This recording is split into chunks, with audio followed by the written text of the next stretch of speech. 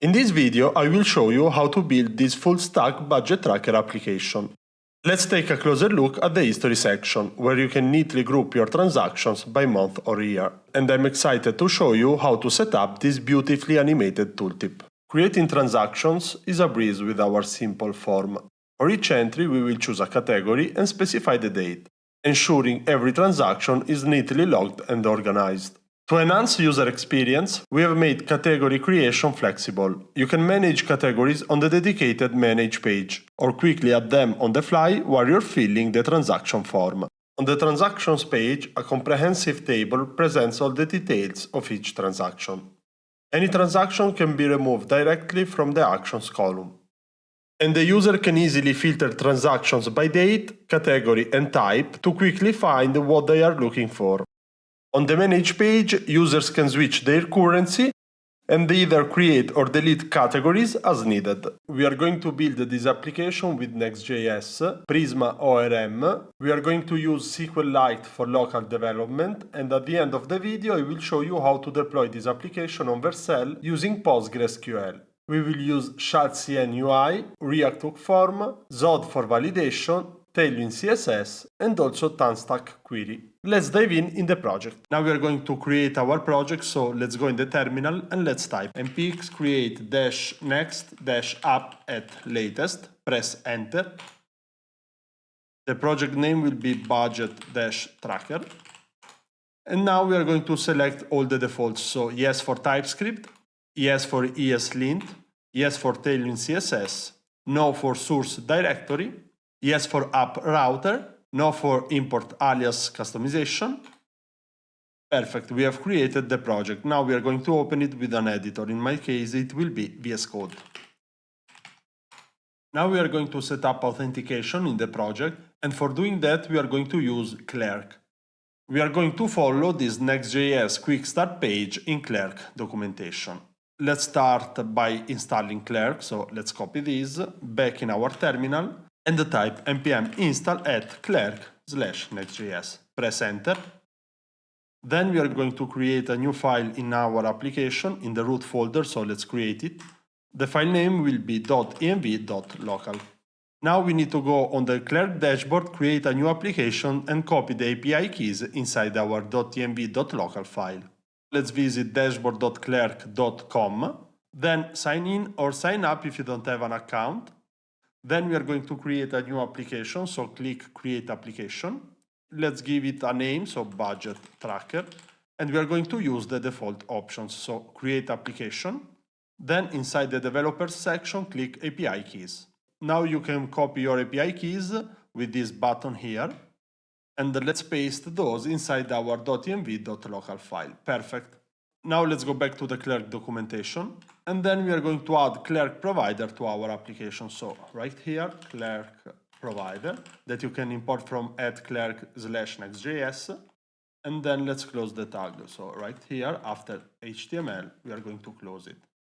Now we need to add this middleware file inside our application. So back to our Project Explorer, we are going to create a new file called middleware.ts.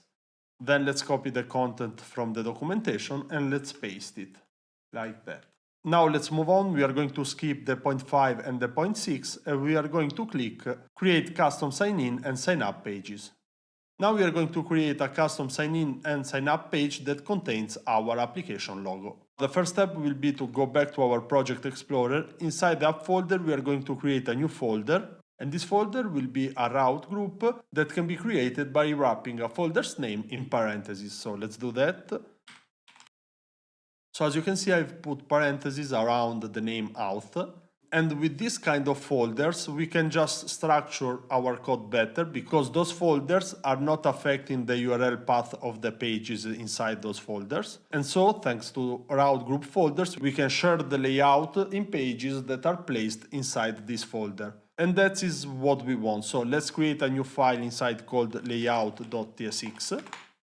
And then I'm using the RFCE snippet to create a base component. You can find those snippets in the extension called ES7 React Snippets. Now we are going to define the properties of the layout component, so children of type React node, and you can import it from React. Then we are going to style this div, so right here class name, relative flex h screen w full flex call items center justify center. Then let's replace the layout word with a div and let's style it margin top 12, and inside we are going to put the children like that. Now back to the Project Explorer. Inside the out folder we are going to create our sign in page. So within the out folder we are going to create a new folder called sign up. Within the sign up folder we are going to create a new folder. So 2 times open bracket dot sign up close bracket close bracket. Within this folder let's create a new file called page.tsx. Now back to the Clerk documentation and we can copy the sign up page code, this one. So let's copy it. Back to our page.tsx, let's paste it. Now we are going to do the same for the sign in page. So back to the Project Explorer. Inside the out folder we are going to create a new folder, sign in. Inside we are going to create a new folder, open bracket dot sign in close bracket. And within this folder we are going to create a page.tsx file. Let's copy the code from Clerk documentation. Let's paste it in the file, and that's it. Then the last step will be to copy those environment variables, so let's copy those. Let's go back in our .env.local file, let's paste those, and then we are going to update this Clerk after sign up URL to /wizard. And later on in this video we are going to implement this wizard page, and in this page the user will set up his currency. Now we are going to run the application, so let's open the terminal and type yarn dev. Then let's visit localhost 300, and if you have done everything correctly, you will be redirected to the sign-in page. Then we are going to add the application logo to this page, so back to our editor, and then we are going to install Lucide React because we are going to use some icons from this library. So back in the terminal and let's type npm install Lucide React. Now back to the Project Explorer, and in the root folder let's create a new folder called components. Within this folder let's create a new file called logo.tsx. I'm going to create the logo component with the snippet, so rfc. Then we are going to replace this div with an anchor tag. href will be slash, so the home page for us, and class name will be flex item center get2. Inside the anchor tag we will have a piggy bank component, which is an icon that you can import from Lucide React. Let's style it, so stroke h11 with 11. Then we are going to give a color to the stroke, so stroke amber 500, and then stroke dash 1.5 close bracket. Let's close the piggy bank component. Then after this let's add a paragraph element. Let's style it, so bg dash gradient dash 2 dash r from amber 400 to orange 500, background clip text, text 3xl, font bold, leading height, tracking heighter, text transparent. Then inside the p tag we are going to write budget tracker, which is the name of our application. Now let's go back to our Project Explorer. Inside the app folder, out, let's open the layout.tsx file. And before the div that contains the children, let's add the logo component that you can import from @components logo. Let's save it, and as you can see now we have our logo on top of the sign in component. Let's check also the sign up page. Perfect, that's all for the authentication part. Before moving on with the base layout of the application, we are going to see the end result of our project. So let me change tab, and this is the final application that we are going to build. We will start with the navbar, which will have both a desktop and a mobile version. So let's go back to our application. And the first thing that we are going to do is to install shadcn UI. And as you can see, shadcn UI is a component library. So let's go back to our terminal and type npx shadcn-ui at latest init, press enter, select the default style, select the zinc color, and select yes for CSS variable. After getting the success message, we are going to type again npx shadcn-ui at latest space add. Now we can cherry pick only the components that we are going to use in the project, but for now, for simplicity, I'm gonna select them all. To do that, you have to press A, then press enter. Now we are going to install another library called Next Themes that we will need in order to handle dark and light mode. So back to the terminal and let's type npm install next themes. Now, in order to handle dark and light mode, we are going to wrap our main layout file with a next theme provider. So back to our Project Explorer. Within the components folder, we are going to create a new folder called providers. Within this folder, let's create a new file called root-providers.tsx. This will be a client component, so let's type use client. Let's define our root provider, so I'm using the snippet. Let's add the properties children. Let's type this children with React node that you can import from React, as you can see. Then we're going to replace this div with a theme provider component that you can import from Next Themes. Let's add attribute class, then default theme dark, enable system, and the last property, disable transition on change. And inside we are going to render the children. Perfect. Now back to the Project Explorer. Inside the app folder, this one, we are going to delete the page.tsx file. Make sure to delete this. And then let's go inside the file layout.tsx. Then we are going to change the name of the application, so budget tracker. Let's also change the description, so code with Clayton. Then let's go to the HTML tag. After the lang, we are going to add class name property and let's put dark there. Let's also add the style property that contains color scheme dark. Then we are going to wrap the children with the root providers component that we have created. So I'm gonna use emmet wrap with abbreviation to do that. Root providers, and then I'm going to import it, so add import. Perfect. And as you can see, now we have a dark background color, and that happens because my system preference is set to dark. So let's see if the light theme is working. Perfect. Let's put back that to dark, and later on we will add a theme switcher button. Let's open the Project Explorer.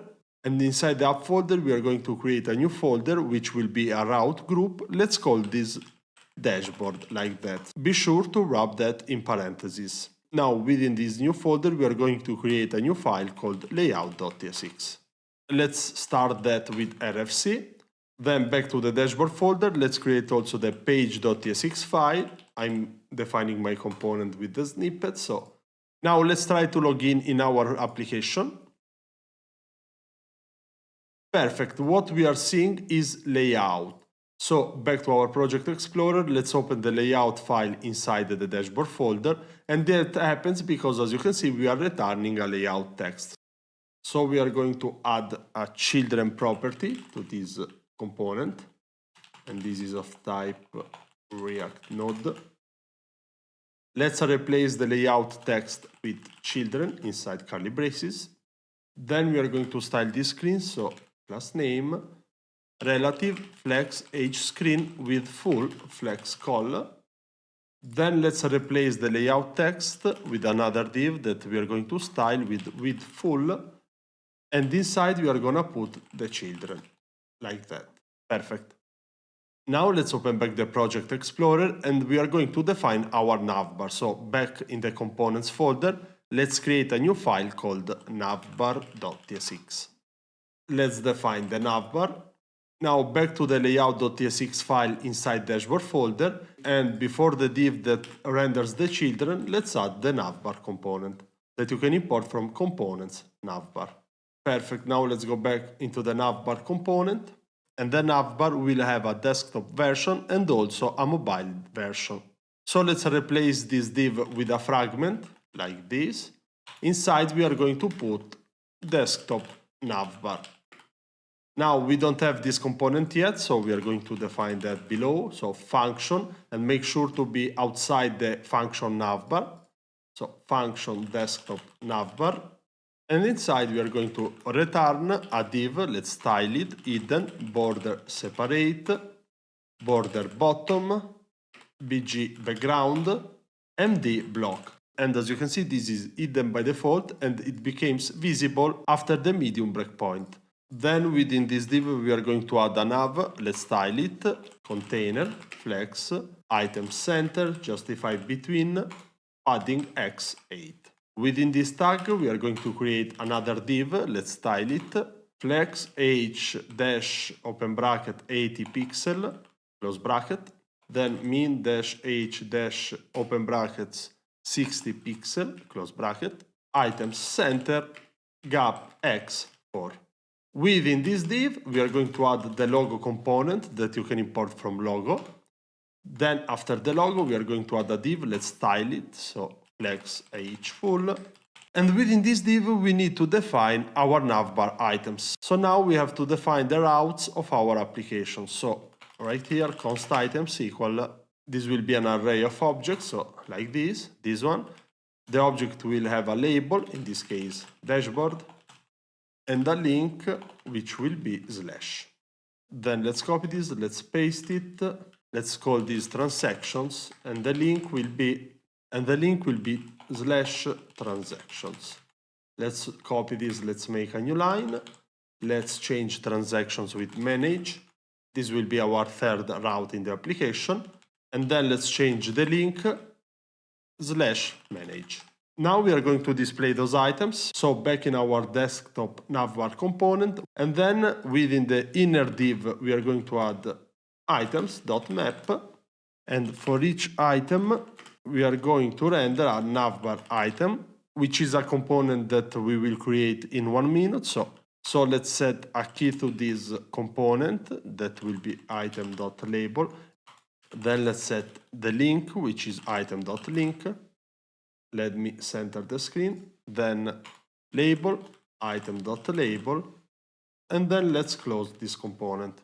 Now, since the navbar item is a component that will be used only in this file, I'm choosing to collocate it, so I will define it right here and not in the components folder. So function navbar item. So we can define the properties link and label. Let's type those, so link of type string, label of type string. Now we need a way to define which navbar item, so which route is active. What we can do is const path name equal use path name, and you can import that from next navigation. And then we can define const is active equal path name equals link. So for example, if we are on the dashboard, which is the slash right here, the route with the slash, is active will be true, and based on this we can apply a custom style to our navbar item. So let's do that. We are going to return a div, let's style it, relative flex items center. And as you can see, we have an error because we have to define, to make this navbar, of course, a client component in order to use the use path name hook. Then within this div, we are going to use a link component that you can import from next link. Let's close this. Inside we are going to render our label. Then we are going to add a href property that takes link. And now, as you can see, we have our routes here, which are links, as you can see. Then let's style the link, so class name. Inside we are going to use the cm function that you can import from libutils. And this is a function, let me show that to you. This function is a function that combines styling merge and CLSX. Back to the navbar component, and inside the cm function we are going to type button variants that you can import from components UI button, which takes up object as an argument. Let's put variant ghost. Now after this button variants call, so right here, let's put a comma, let's add a new line, and let's put with full justify start text LG, text muted foreground, and on over text foreground. And then if is active is true, then we are going to apply text foreground. And as you can see, the color text of dashboard is different from the other two because dashboard is the active item. Then the last thing we are going to do is that after the link, so here, if is active is true, then we are going to render a border under the link. So let's render a div, let's style it with absolute, minus bottom 2 pixel, left 1/2, hidden age 2 pixel, width 80%, minus translate x 1/2, rounded XL, background foreground, MD block. So let's save, and as you can see now we have also this border. That's perfect. Now back to our desktop navbar. And before the navbar closing tag, so right here, let's add another div. Let's style it, flex item center gap 2. And within this div, we are going to define a theme switcher button that we are going to define, and also a user button that you can import from Clerk Next.js. And let's set after sign out URL property to sign in.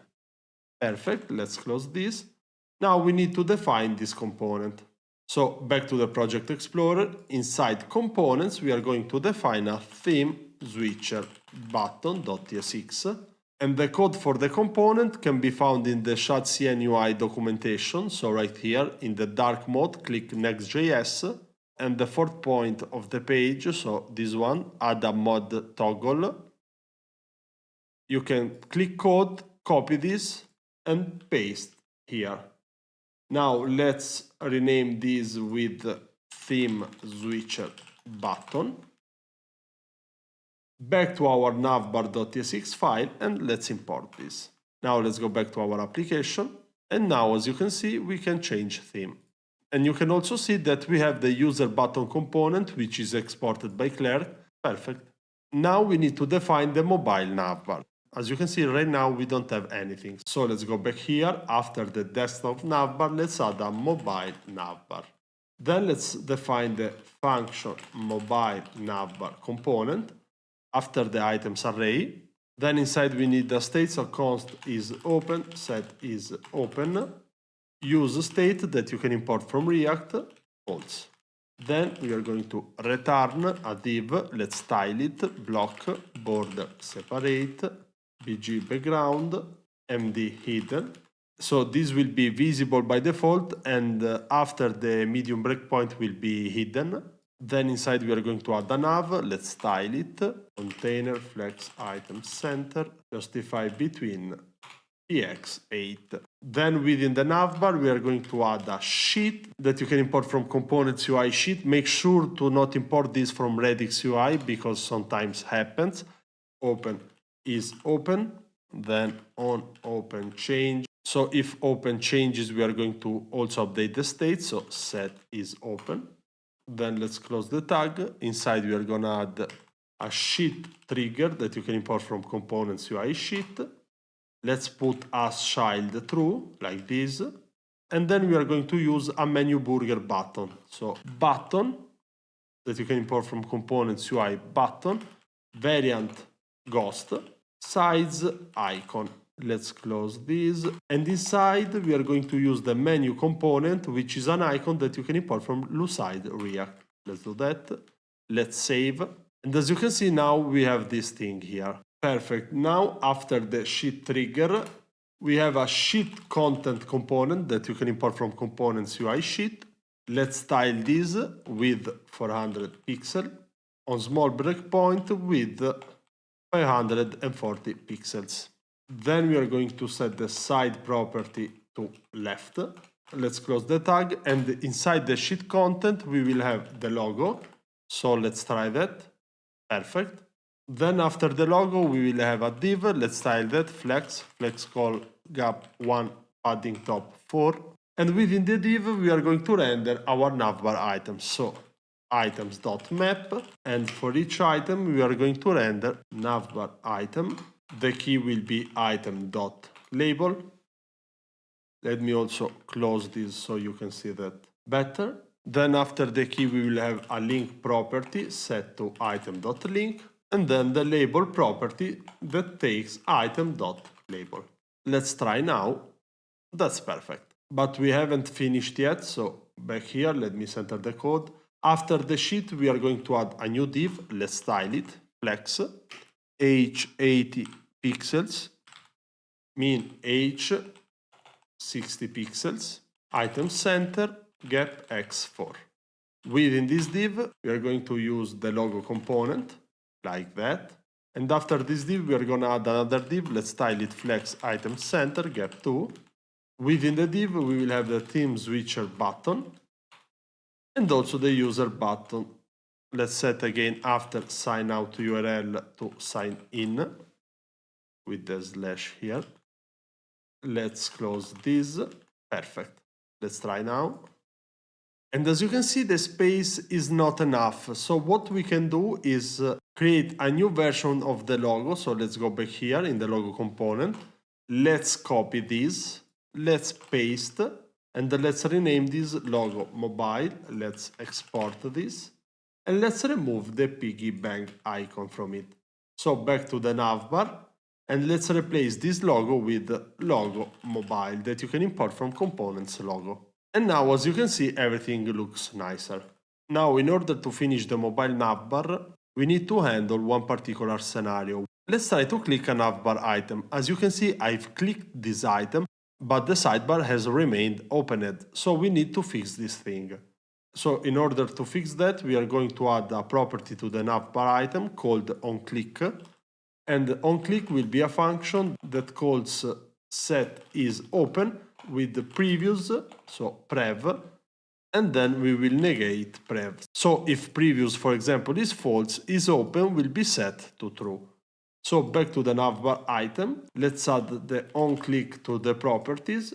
Then let's type that, so onClick, which will be optional, so like this, and then this is a function that returns void.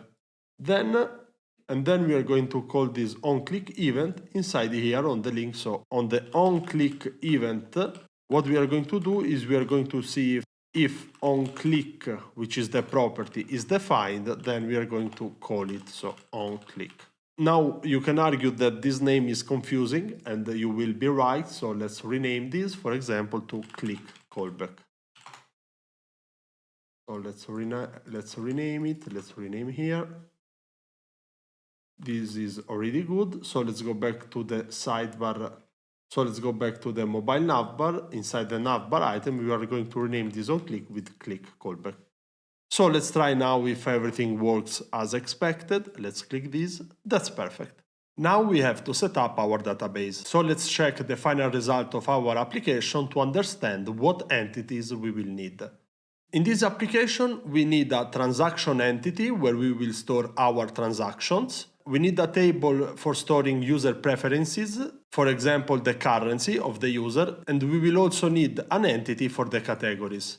And the last thing that we will need are some APIs or tables in the database for getting back aggregates from the history. That said, let's have a closer look on how we will define our database. Let's begin by looking at the core of our database, the user entity. The user is identified by a unique ID, which is the primary key. And notice that the user is persisted by Clerk, so we don't have to create this table on our database. Connected to our user is the user settings entity. It stores preferences for each user, such as the currency. For example, if you want to make this application multi-language, you can add a language field to the user settings entity. The user settings entity is linked to the user by the user ID field, which we can obtain from Clerk via the getCurrentUser API, and we will see this later on. Next, we have the category entity. It's where we categorize transactions. Each category has a created@at timestamp, a name, an icon, and a type. You can notice that we are saving the name and the icon into different columns, and that is done because sometimes we need only the icon and not the name. The category is linked to the user through the user ID, which means that categories are user-specific. To enhance data integrity, we will enforce a unique constraint on the combination of the fields name, user ID, and type. This measure will prevent users from creating duplicate categories with the same name under the same type. For example, as a user, you cannot create the income category named salary more than once. This prevents confusion when selecting a category during transaction creation. Then let's talk about the key entity in our database, the transaction entity. This is where we record the details of each transaction, including created debt, updated debt, the amount, the description field, and the date of the transaction itself. Each transaction is related to a user through the user ID. You may also notice that we don't have a relation between category and transaction. I've made this choice because persisting the category into a transaction allows us to delete the category without being worried about cascade operations. So if categories are updated or removed, the historical transactions are not affected. The last thing that we have to cover is how we will aggregate historical data in our database. And we need the historical data in order to populate the history section of our dashboard. And there are mainly two options on how we can do that. The first option is to calculate historical aggregates based on transactions table. What I mean with that is that, for example, we can create a getMonthAggregate API that is going to run a query on our transaction table and returns the data grouped by the month. The pros of this approach is that this is easier to implement because it's just a query. The cons are that if there is a large volume of data, it could potentially slow down performance and place a heavy burden on the database resources. And based on the nature of the application, potentially you can have a lot of users that through the years stores a lot of transactions. So in my opinion, this approach is not the best. Let's see a second option, and that will be the option that we will use for this project. The second option will be to handle historical data using aggregate tables. So in our application, we will have two aggregates tables, the month history and the year history. And what happens is that when a new transaction is created or deleted, we are going to update the aggregates. The pros of this approach is that there is no overhead on the database, even with a huge amount of data. The cons is that we need to implement aggregate tables and keep them updated. So let's go back to our entities, and you can see that in our entities map, we have also the month history entity that has the user ID, the day, the month, and the year. So basically what happens is that when a transaction is created, we extract the day, the month, and the year from the transaction, and also the amount, and we are going to update this month history. We are going to do the same for the year history. Let me also discuss one last thing. You can argue that we don't need the year history because we can obtain year aggregates based on the month history table, because we can group for the year and that's it. And that is true. But I prefer to maintain a different table for the year history aggregates because that will reduce the impact on the database usage. In this application, we are going to use Prisma, which is a next-generation ORM for Node.js and TypeScript. So let's install it back to our terminal and let's type npm install prisma --save-dev. After that, let's type npm install @prisma/client. Perfect, then we are going to init Prisma, so let's type in the terminal npx prisma init, press enter. And now, if you go in the Project Explorer, you will find a new folder called Prisma that contains a file called schema.prisma. Let's open it. And as you can see, the data source is set to PostgreSQL. Now, in order to make this tutorial more accessible, we are not going to use PostgreSQL, but we are going to use SQLite for a better local development. And you don't need to worry because our code will be compatible with Postgres. So, at the end of the video, we are going to deploy this application with Vercel and PostgreSQL. But during the tutorial, we are going to use SQLite. So let's change this to SQLite, like that. Let's also change the URL, so let's type file:/dev.db. Perfect, now we are going to create our relations. And let's start defining our table. So model user settings. We have the user ID of type string, which is the ID of the table. And then we have the currency, which is a string. Let's define the category, so model category. We will have the created field of type date time with a default value of now. Perfect, then let's add the name of type string, the field user ID of type string, the field icon of type string, and lastly the type, which is a string, and we can also add a default value to this to be income, like that. Then we are going to add this unique constraint to our table, so @unique, and the unique constraint will be on the field name, user ID, and type, like that. Perfect. Now let's move to the transaction table, so like that, model transaction. Let me center the code. So we will have the ID, which is a string. Let's say that this is the ID of the table. And let's add a default value, which will be a UID. And by doing this, the ID will be generated by Prisma for us. Then let's add the field created at date time with a default value of now. Same thing for updated at field, which is a date time, default value now. Perfect. Then we have the amount, which is a float, the description, which is a string, the date, which is a date time, but in fact we are not going to handle time zones, so we will persist every date as a UTC date, and by doing that we don't need to worry about time zones, because having time zones in the code and also aggregates can be really tricky, and I will explain that later on. But don't worry, we have a solution for that, so let's move on. Then we have the user ID of type string, the type of the transaction, which is string. Let's also add a default value, but we can also skip that. Then we have the category, which is historicized in the transaction, so string, and also category icon, which is a string. That's perfect. Now let's move to our aggregates table. Let's start by the month history table, so model month history. We have the user ID, which is a string. Then we have the day, which is an int, month int, year int. We have an income float and also expense float.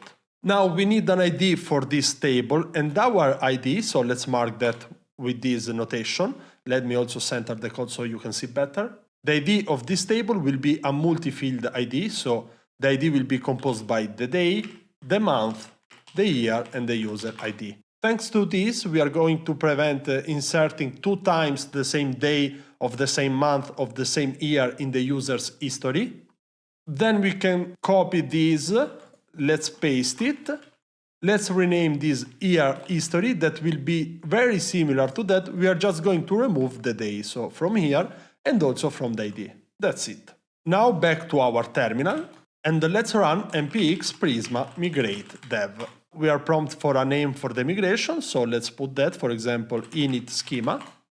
Perfect. Now we can see if our database is okay by typing npx prisma studio, and this will start a new server on this port, and this is a client, so you can go inside, create new rows, etc, etc. You can add rows, delete those, update those, etc. And of course, right now there are no rows in the table because we haven't inserted anything yet. So everything is working. Now the last step will be to create a Prisma client in our code base. And we are going to do that following the Prisma documentation that has this page called Best Practice for Instantiating Prisma Client with Next.js. And let me tell you quickly that this page is suggesting to use a singleton pattern. So we are going to create a file in the lib folder. Let's call it prisma.ts. And inside we are going to copy this file here. So let's copy this, let's paste it. Let me zoom out so you can see that. And this is the code of the Prisma client. And after this, we are done with the database setup. If you remember, in the .env.local file, we did set this public clerk after sign up URL to /wizard. Let me show you now this wizard page. And this is the wizard page that we are going to build. This page is related to the user settings table that we have created with Prisma. So for example, we can update the currency and then we can go to the dashboard. So now we are going to create this page. Let's open the Project Explorer. Inside the app folder, we are going to create a new folder called wizard. Within it, we are going to define 2 files. The first one will be layout.tsx and the second one will be page.tsx. Now let's move back to the layout.tsx file. Let's define the layout component. Let's add the children property, so children.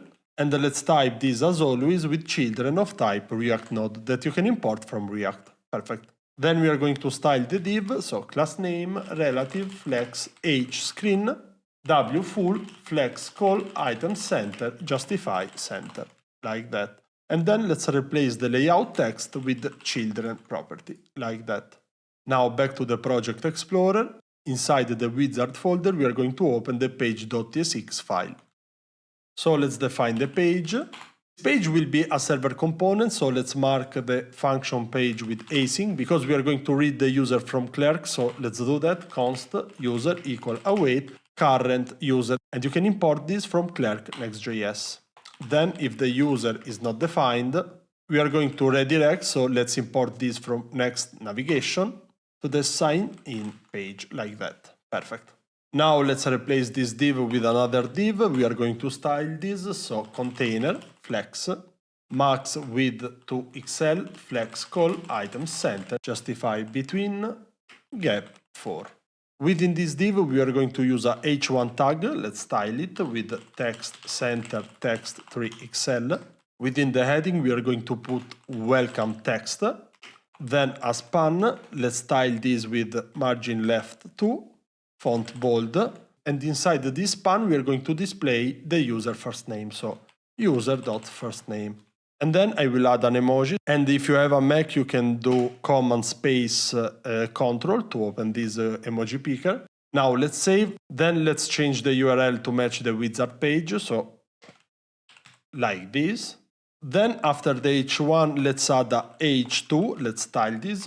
Margin top 4, text center, text base, text muted, foreground, like that. Inside we are going to write let and apos semicolon s get started by setting up your currency, like that. Let's save, perfect. After the h2 we are going to add also an h3, so h3, margin top 2, text center, text SM, text muted, foreground, like that. Inside we are going to write, you can change these settings at any time. Let's remove the dot, perfect. I forgot here to put an exclamation point after the user first name. Then after the h3 we are going to add a separator component that you can import from components UI separator, like this. Then we are going to remove the gap between those headings, so we are going to wrap the headings in a div, like this. Let's take this and put here. So now this div is wrapping our headings, and as you can see now the text is looking better. Then after the separator we are going to use a card component that you can import from components UI card. Let's style this, so class name wfull to make that full width. Inside we are going to use card header component that you can import from components UI card. Within the card header, we are going to use the card title component that you can import from components UI card. And within it, we are going to write currency. After the card title, we are going to use a card description component that you can import from components UI card. And inside, we are going to write set your default currency for transactions. Then after the card header, we are going to use a card content component that you can import from components UI card. And before implementing the card content, let's finish the page. So after the card, we will have another separator. Then we will have a button that you can import from components UI button. Class name wfull, which stands for full width. Then let's also add another property. And inside the button, we are going to use a link component that you can import from next link. href will be the dashboard, so slash. And then let's write this text inside, like that. Then after the button, we are going to add another div. So let's create that and let's style that, margin top 8. And within the div, we are going to use the logo component that you can import from components logo, like that. Then let's go inside the card content component and let's put a currency combo box component. Now we need to define that. So let's open the Project Explorer. Let's open the components folder, and within it we are going to create currency combo box.tsx. Now, for the content of this file, we're gonna start from shadcn UI combo box component. And what we are going to do is to search for responsive, then click code, and let's copy this. Then back to our editor, and let's paste this. Perfect. Then let's go on the top, let's find combo box responsive, and let's rename this with the currency combo box, like that. Then let's open the wizard page, so inside here the page.tsx file, and let's import currency combo box from components currency combo box. Now let's close the shadcn documentation. Back to our page, And as you can see, we have a new error because the currency combo box, so let's go back here, is importing this use media query hook from the use media query file that we don't have, so we are going to define that. So let's go back to the Project Explorer, and in the root folder, we are going to create a new folder called hooks. Within it, we are going to create the file use-media-query.ts, and this is the code that you have to copy. For reference, you can find this file in the CN UI repository, so use media query, and this is the file that you want. Remember that this file here can change over time, so while watching this tutorial, make sure to have exactly this code.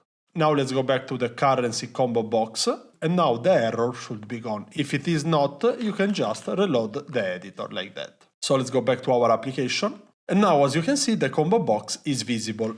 Now we are trying if it is responsive, so let's do that. Let's try, and as you can see, it is responsive.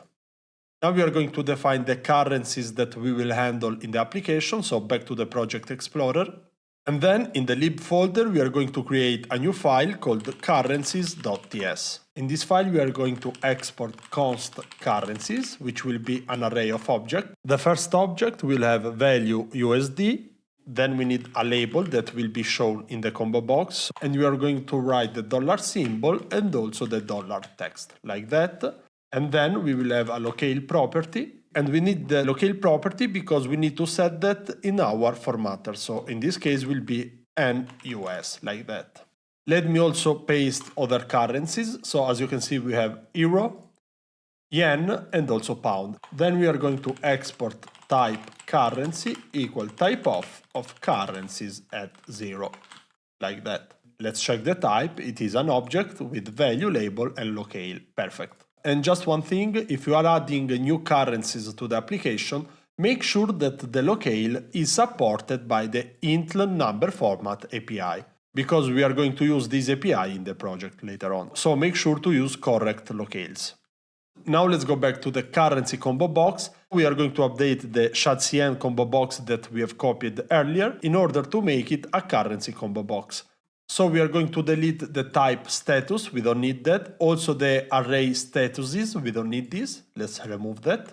Then we are going to rename this selected status to a more generic name. So let's select it, rename symbol, selected option. Then we are going to update also the setter, so rename symbol, set selected option. Now we don't have this status type anymore, so we can remove this and put currency instead, and you can import this type from lib currencies. Perfect, now let's scroll down. Let's rename the status list component, so this one, to option list. Then again we are going to rename this to set selected option, also here.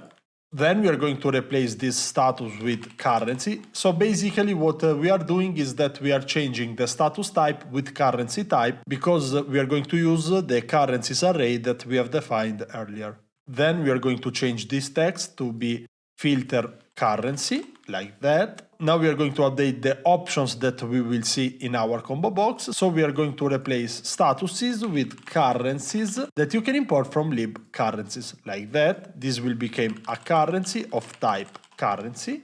And now, as you can see, we have this status here that we need to change with currency. So 1 and 2, like that. Perfect. Then we have to update this set selected status with set selected option, like that. Then we are going to update statuses with currencies, like that. Perfect. And then let's rename this status with currency. Then let's scroll up. So in the option list inside the drawer content, we are going to rename also this set selected status. So set selected option, like that. Let's scroll up again, and then we are going to update also the option list inside the popover content with set selected option, like that. And let's try now. As you can see, now we can see our currencies. Perfect. Now let's go back to the top until you find this button inside the popover trigger, and we are going to make this full width. So let's change this with full, like that. Then we are going to change this text right here, so that set status text with the set currency. And this is working for the desktop version. Let's see now the responsive version. And as you can see, we have to update also that. So let's scroll down until you find the drawer. Let's make this width full, like this. And let's replace this text with set currency. Perfect. Now pay attention to this. At the current moment, the moment I'm recording this video, there is a bug with the combo box in the Shad UI repository. So if you encounter this bug, you need to apply the fix that I'm about to show you, otherwise you can skip the fix application. So how do you know if you have the bugged version? That is pretty simple. You can just open the combo box, and if you are unable to select anything in the combo box because the items are disabled, then you need to apply the fix, which is pretty simple. For reference, this is the issue I'm talking about, and the fix that we need to apply is pretty simple. So we have to go in the command item and replace data disabled with data disabled true. So let's open the Project Explorer. Inside the UI folder, let's search for the command.tsx file. Then we need to search for the command item definition, this one, right here, const command item. And then we need to update data disabled with data disabled and then equals true, like that. And we have to do that also for this one, so like this, let's go there, equal true, like that, perfect. So let's try, and as you can see now the items are enabled, perfect. Now in this currency combo box we are going to select the user currency, which is persisted in the user settings table. So we have to create an HTTP API that returns the user settings, and we are going to call that API with the fetch library. Now, in order to add loading state, cache, etc. to our API calls, we are going to use Tanstack query, previously known as React query. And before moving on with the React query setup, let me explain how we will handle APIs in this project. Let's start by the read operation. All the read operation in the application will be implemented through HTTP APIs, and we are going to do that with Next.js API routes. For the validation, we are going to use ZOD. If this API call is related to a form on the client side, we are going to share the ZOD schema between the server and the client and use the same schema also for the form validation. By doing that, we can use the same schema for validating both server side and client side. On the client-side library, for the read operations, we are going to use the fetch library wrapped by React query library. For mutation operations like create, update, and delete, we are going to use a server action. We are going to validate the server action calls with a ZOD schema. We will be using the use mutation hook from React query to perform server actions on the client side. Now we are going to install this, so let's open the terminal. Let's type npm install at tanstack/react-query. Press enter. Then we are going to install the React Query Dev tools, and I'm going to give you a quick preview of what those tools can do. This icon here opens the Dev tools, and with these tools, for example, you can check the response of the APIs, you can refetch those, you can invalidate, trigger loading like that, and as you can see, we can see the skeleton right now. I can restore loading and so on. So let's go and install them. Back in the terminal, and type npm install at tanstack/react-query-devtools --save-dev. And by doing this, we are going to install the library as a development dependency. So let's press enter. Now we need to wrap our application with the React query provider. So let's open back the Project Explorer, and in the components folder inside providers, we are going to open the root providers.tsx file. Then before the return statement, we are going to define the query client like this. So const query client, React use state, and inside you have this arrow function that is going to return a new client. Then we are going to import the query client, so import query client from Tanstack React query, like that. Perfect. Then we are going to wrap the theme provider with a query client provider. So let's do that. Query client provider that you can import from Tanstack React query. We are going to pass the client to it, so like that, query client, and this is the client that we have defined earlier. And then we are going to wrap the theme provider with this client provider. Perfect. If you want to use the dev tools, you have to add those. So after the theme provider, you have to use this React query dev tools component with the property initial is open set to false. So let's go back here, let's paste this, and now you can just import React Query DevTools from TenStack React Query DevTools. And now, as you can see, we can use the DevTools. Perfect. Now we need to create a REST API that is going to return the user settings. So back to the Project Explorer. Inside the app folder, let's create a new folder called API. Within it, we are going to create a new folder called user settings, like that. And inside this folder, we are going to create a new file called root.ts. Then in this file, we are going to export async function get that takes a request of type request, like that. Then the first thing that we need to get is the user ID. So we are going to get the user with clerk. So const user equal await current user, like that. And you can import current user from clerk next.js. If the user is not defined, we are going to redirect, and you can import redirect from next navigation to the sign-in page, so like this. Then we are going to query the database and get the user settings. So const user settings equal await prisma that you can import from lib prisma dot user settings dot find unique, like this. Then we are going to filter the user settings table based on the user ID. So user, so where, which is an object, and inside we are going to put user ID that will take user.id, like that. Perfect. Now we need to handle a particular scenario. So the first time that the user visits the wizard page, probably it doesn't have user settings saved on the database. So what we need to do in this case, if there are no user settings, we are going to create those user settings. So user settings equal await.prisma user settings.create. Inside the create we will have data. Inside data we will have currency, and we are going to use the dollar as a default currency for each user. Then we also need the user ID, so user.id, like that. Then, as you can see, we cannot assign to user settings because it is a const. So let's change const with let, like that. And after this if, we are going to return a response.json, and we are going to pass the user settings, like that. Now I'm going to add another thing, and then I will explain to you why I'm doing that. Here we are going also to do revalidate path that you can import from next cache. And we are going to revalidate our dashboard. And we need this because later on in the home page we will use the user currency. So revalidate the home page that uses the currency. That's it. That uses the user currency. Perfect. Now we need to call this API inside our currency combo box.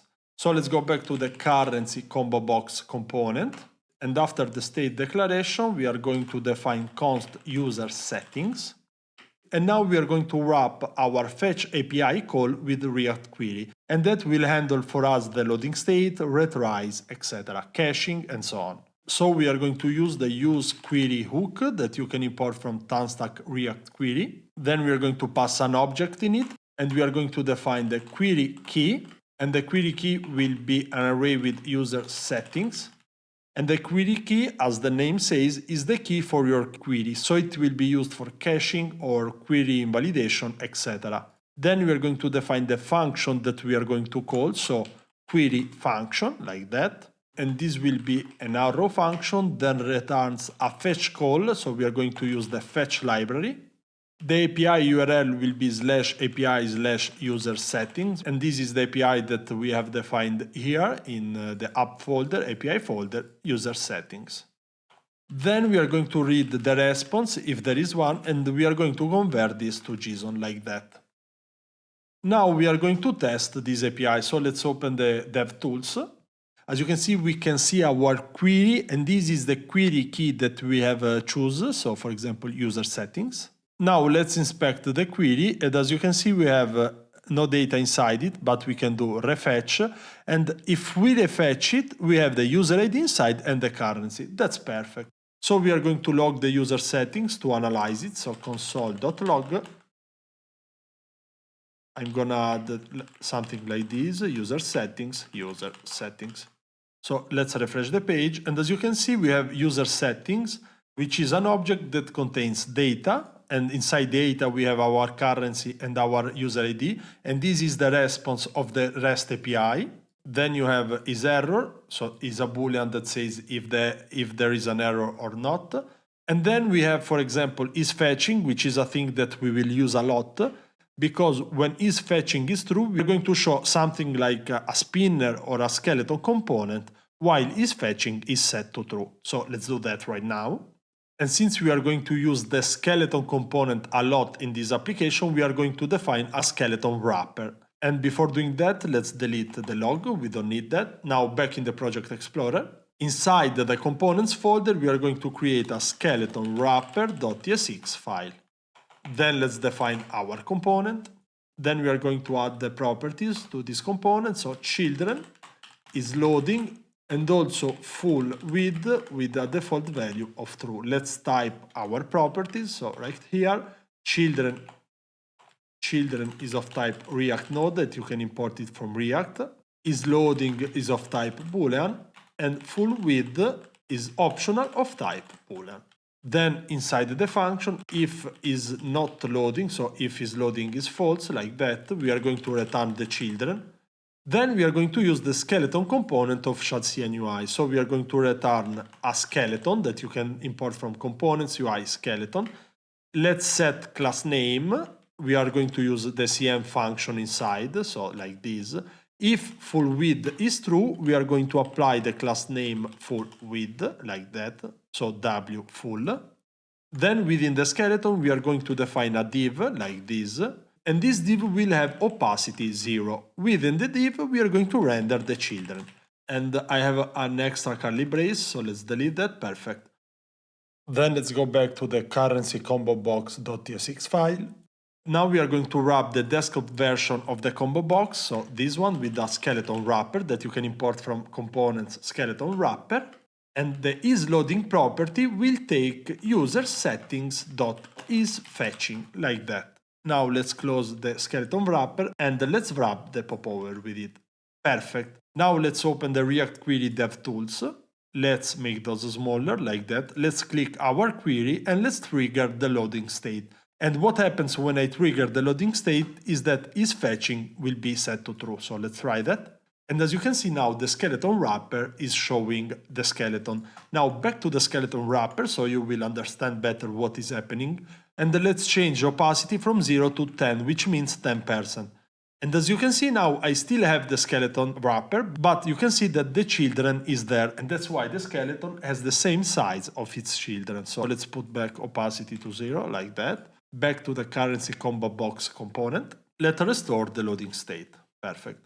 Then we need to wrap also the mobile version of the currency combo box. So let's scroll down until you find the drawer. Then we are going to wrap this with the skeleton wrapper. So like that and like this. Perfect. So let's try that on mobile.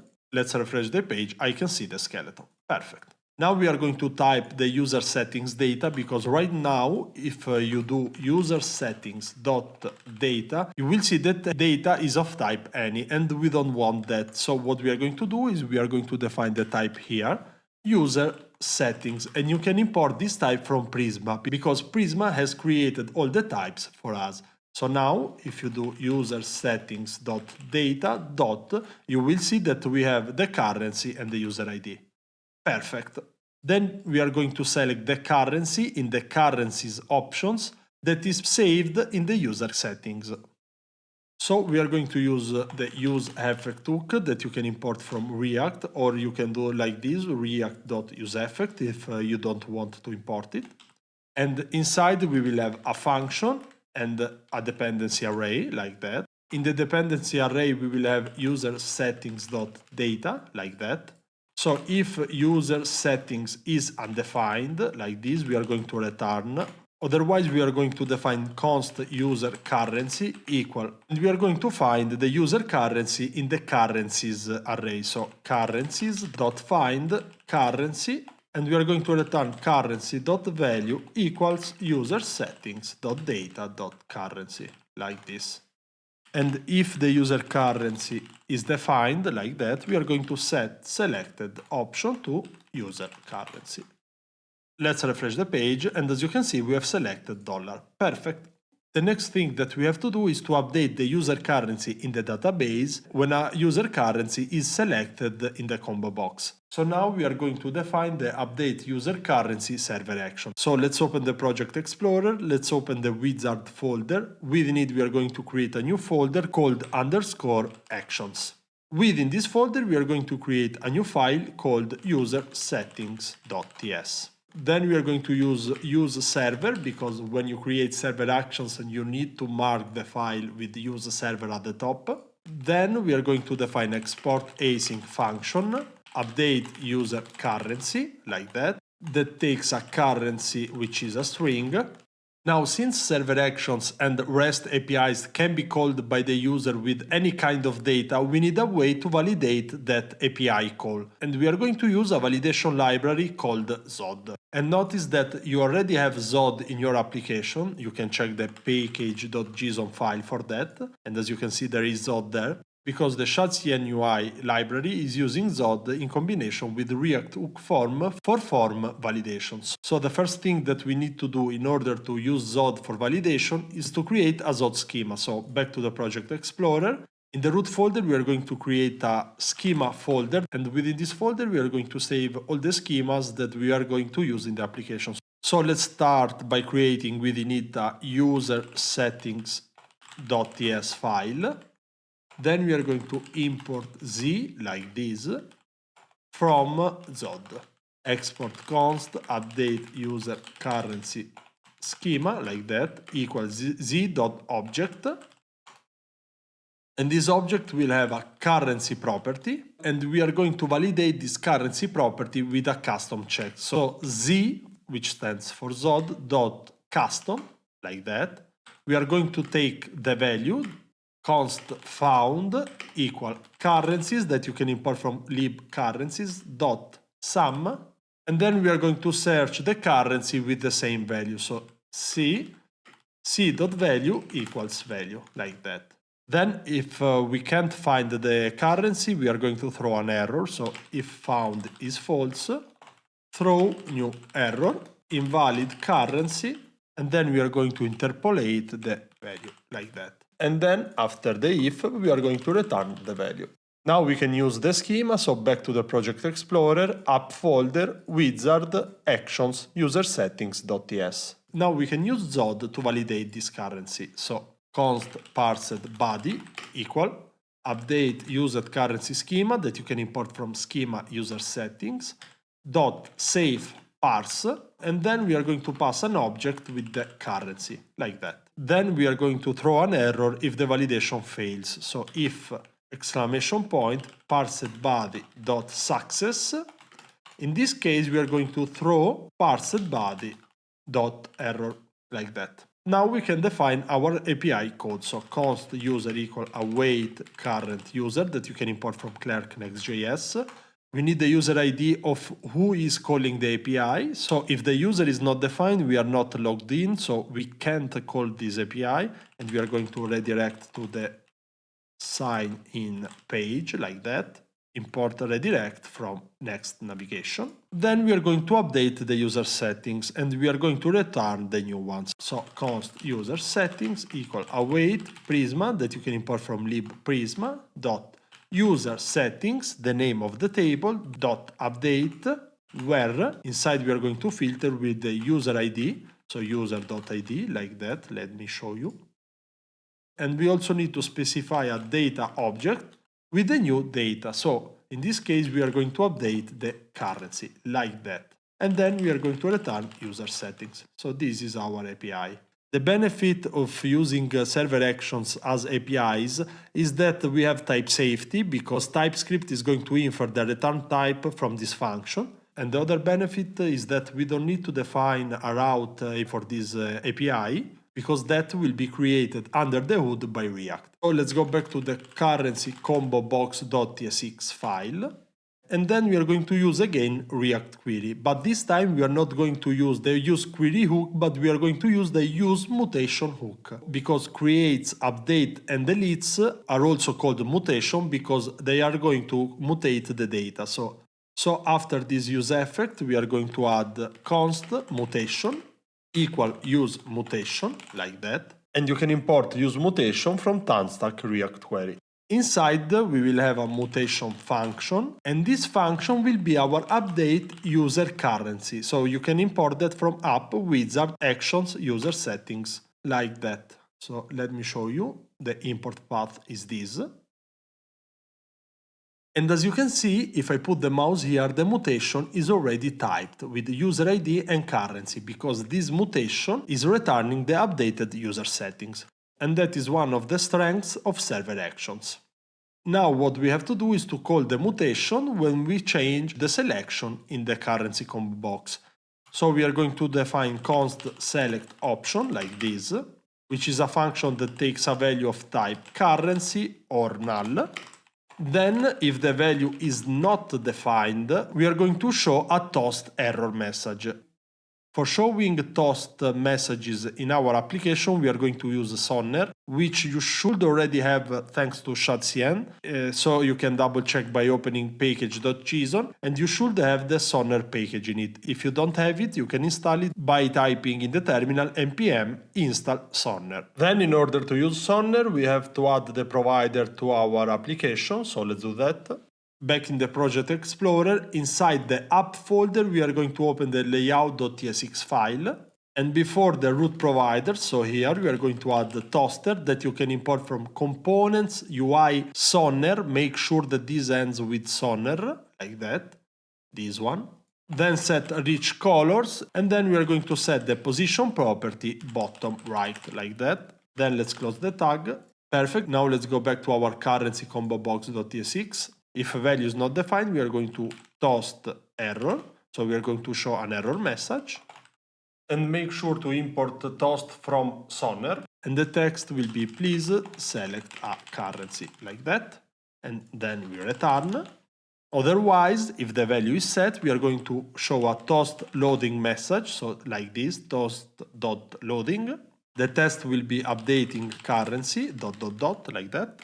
And then we are going to assign an ID to the toast, because when our API calls ends, based on the result, so success or error, we are going to transform this loading toast into a success toast or an error toast. So let's set the ID to update -currency. And when someone selects an option, we are going to call our mutation. So mutation.mutate, and the variable will be value.value.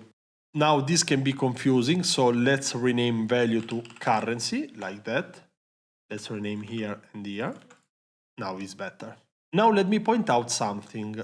This function uses the mutation, which basically is a hook, and this can change over time. So in order to avoid rendering problems, we are going to wrap this function with use callback. So react.useCallback, like that, takes the function and takes also a second argument, which is the dependency array, in this case the mutation. Perfect. If you do that without the use callback hook, this select option function will be recalculated on every render, and that is not a good thing because it can cause infinite re-renders loop, etc. Then we are going to pass this select option to our option list, but before doing that we are also going to update this button, and what we are going to do is that we are going to disable this button when the mutation is pending, like this. By doing this, we will prevent the user to click again the combo box while there is a pending update. So let's do the same also for the mobile version. So let's go right here in this button here. Let's add the disabled property, like that. Perfect. Now we are going to use the select option function. So let's go back. Let's find the first option list component, and we are going to update the set selected option right here with our select option, like that. Then we are going to find the second option list, which is used in the mobile version of the component, and we are going to update this set selected option with the new select option function, like that. Then let's refresh the page and let's try to update the option. And as you can see, now we have this toaster that says updating currency, and now we need to handle the mutation result. So back to our mutation. Then we are going to define the success callback, so on success, like this. This will receive the data returned by the server action, so the type is user settings, like that. And on success, we are going to show a success toast, so toast.success, currency updated successfully, like that. I'm also going to use an emoji called party, like this one. And we are going to use the same ID that we have used in the loading toast. So this one, let's put that here, like that. By doing this loading toast will be transformed in a success toast because the ID is the same. Then we're going to update the selected option with the new currency. So set selected option, currencies.find. Then we are going to get the currency, so C, where C.value is equal to data.currency. If we don't find nothing, we are going to set null, like this. Then we are going also to add the onError callback, which is a function that takes an error. And in this case, we are going to update the loading toast into an error toast. So toast.error, something went wrong. This is the message that we will display. And we are going to update the toast with the update currency ID, like that. Now let's try everything. So we are going to update the currency to yen, for example. Perfect. Then we are going to trigger an error. So back to the update user currency server action. And here we can add throw new error test, for example, like that. Let's try to update the currency. And as you can see, we have an error. Perfect. Let's remove this throw error test. And now we are going to inspect our database. So let's open the terminal, npx Prisma Studio. Let's open the user settings table like that. And as you can see, the currency is set to yen. So back to our application, let's update the currency with dollar, for example. Back to Prisma Studio, let's refresh the table. And as you can see, everything is working. So right now we have finished setting up the wizard page. Now we can click this button that will bring us to the dashboard page because this page will be the next thing that we are going to implement. Let's go in the Project Explorer, let's open the dashboard folder and within it the page.tsx file. The dashboard page will be a server component, so let's make this function async like that. Then we are going to get the user and the user settings because we need to know the currency of the user and also the first name. We will use the user first name in the welcome section. Const user equals await current user that you can import from Clerk Next.js, like that. If the user is not defined, we are going to redirect and you can import this from Next Navigation to the sign in page. So let's do this. Then we are going to get the user settings, const user settings equal await Prisma, and you can import it from lib Prisma dot user settings dot find unique that takes an object, and inside where, which is an object, user ID equal user.id, like this. Then we are going to check if user settings are not defined, like this, so with the exclamation point. In this case, we are going to redirect to the wizard page. Perfect, now let's create our welcome section. So div, let's style it. Let me center the code so you can see it. H full bg background. Within this div, we are going to create another div. We are going to style it with border bottom, like this, and background card. Within this div, we are going to create another div. Let's style it, container, flex, flex wrap, item center, justify between, gap 6, py8. Then within this div, we are going to add a paragraph like that. Let's style it, text 3XL, font bold. Inside, we are going to write the text hello, comma. Then we are going to use the user.firstname. And then I'm going to use the hand emoji like this. Let's also add an exclamation point here.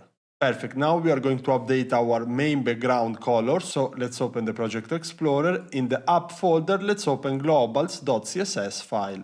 Then scroll down until you reach the dark class and we are going to change this background value here. So let's replace this with 0, and also this with 0. Let's save it. Perfect. Now, before moving on, let's add another thing. Since this is a server component, there will be a loading phase for this page. So back in the Project Explorer, inside the dashboard folder, let's add loading.tsx. Then let's define this loading like that. And as you can see, if I refresh, there is one moment where I have this loading page. So if you want, you can create a skeleton for the dashboard while loading, but I will skip that part and I'm putting here return null. By doing this, while loading this page, we will still have the navbar and other parts of the application interactive. So back to the page.tsx file. Then after the paragraph, we are going to add a new div. Let's style it, flex, items center, gap 3. Within this div, we are going to add a button. So let's add button. You can import it from components UI button. Then variant property will be outline like that. Then class name, border emerald 500. Let me center the code. Background emerald 950. Text white, on over like that, background emerald 700, and then on over text white. Let's close the button tag, and inside we are going to write new income, and I'm going to use this emoji here. Let's save. Perfect. Now let's copy this button, let's paste it right below. We are going to change emerald with rose, also here, and also here. Then let's update the text, new expense, and the emoji will be an angry face this time, like that. Now let's go back to the demo application, and we are going to see what happens when we click one of these buttons. As you can see, we have this create a new income transaction dialog that contains a form, a category picker, and also a calendar. So we are going to build this. Back to our application. Let's open the Project Explorer. Within the dashboard folder, we are going to create a new folder called _components. Within this folder, we are going to create a new file called create_transaction_dialog.tsx. This will be a client component, so use client. Let's define the properties, so interface props. We have a trigger of type React Node, and later on you will understand why we need the trigger. And we also need a type of type transaction type.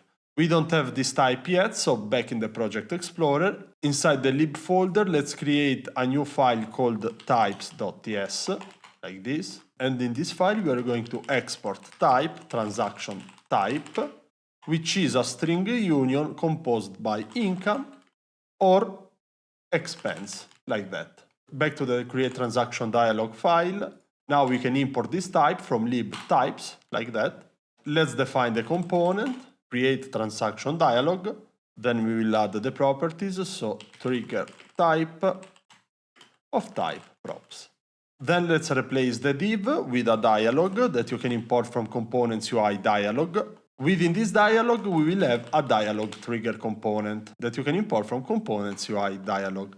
Set as child to true, and then inside we are going to use the trigger property. Now back to the page.tsx file, and now this button can become triggers for this dialog. So we are going to wrap each button with the create transaction dialog. Let's do that. Create transaction dialog. The trigger will become the button right here. Perfect. Then we are going to set the type. We have the expense or income type. We are going to use the income. Perfect, now we are going to do the same for this button. So let's define here create transaction dialog, trigger equals, inside we are going to put the button, like that. Type, in this case, will be expense. Perfect. We are going to use this type property in order to see the correct title in the transaction, and also because in the category picker we are going to filter the categories based on this type. And we will also need the type while saving the transaction on the database, because in our schema.prisma, in the transaction model, we have the type field. So we need to set this field with income or expense. Perfect. Now let's go back to our create transaction dialog. Then after this dialog trigger, we are going to add a dialog content that you can import from components UI dialog. Within it, we are going to put dialog header, like that, and we will import all these dialog components from components UI. So let's do that. Within this header, we are going to use a dialog title. Then we are going to set the title, so create a new. Then we will have a span. Let's style this. For styling this, we are going to use the cm function. Let's import that from libutils. Let's set margin to 1. Then if type is income, we are going to apply the text emerald 500 class. Otherwise, so semicolon, text red 500, like that. Then within the span, we are going to use the type property. And after the span, we are going to write transaction. Perfect. Let's try also the expense one. Perfect. Now we are going to define the transaction form. So the first thing that we are going to do is to create a schema for our form. So back to the Project Explorer, inside the schema folder, we are going to create the transaction.ts file. Then we are going to export const create transaction schema equals z that you can import from zod.object. So our form will have the amount field, zod, course or coerce, I don't know how to pronounce this, and then number. By doing this, even if you pass a string to it or something else, zod will try to cast it to a number. Then this must be a positive number, and then we are going to say multiple of 0.01, like that. Then we will have a description for our transaction, so zod string, and this will be an optional field, like that, z.course.date, then the category, which will be a string, like that. Then we will have the type, which can be income or expense, so zod union. Then we are going to place brackets there, and inside zod.literal income, and then zod.literal expense, like that. Then we are going to export the create transaction schema type, and we will use this with the form, so export type, create transaction schema type, equal zod.infer, and we are going to use type of create transaction schema, like this. You can hover with the mouse to see the current type. As you can see, we have the amount, which is a number, date is a date, category is a string, type is of type income or expense, which are strings, and description is an optional string. Perfect. Then let's go back to create transaction dialog file.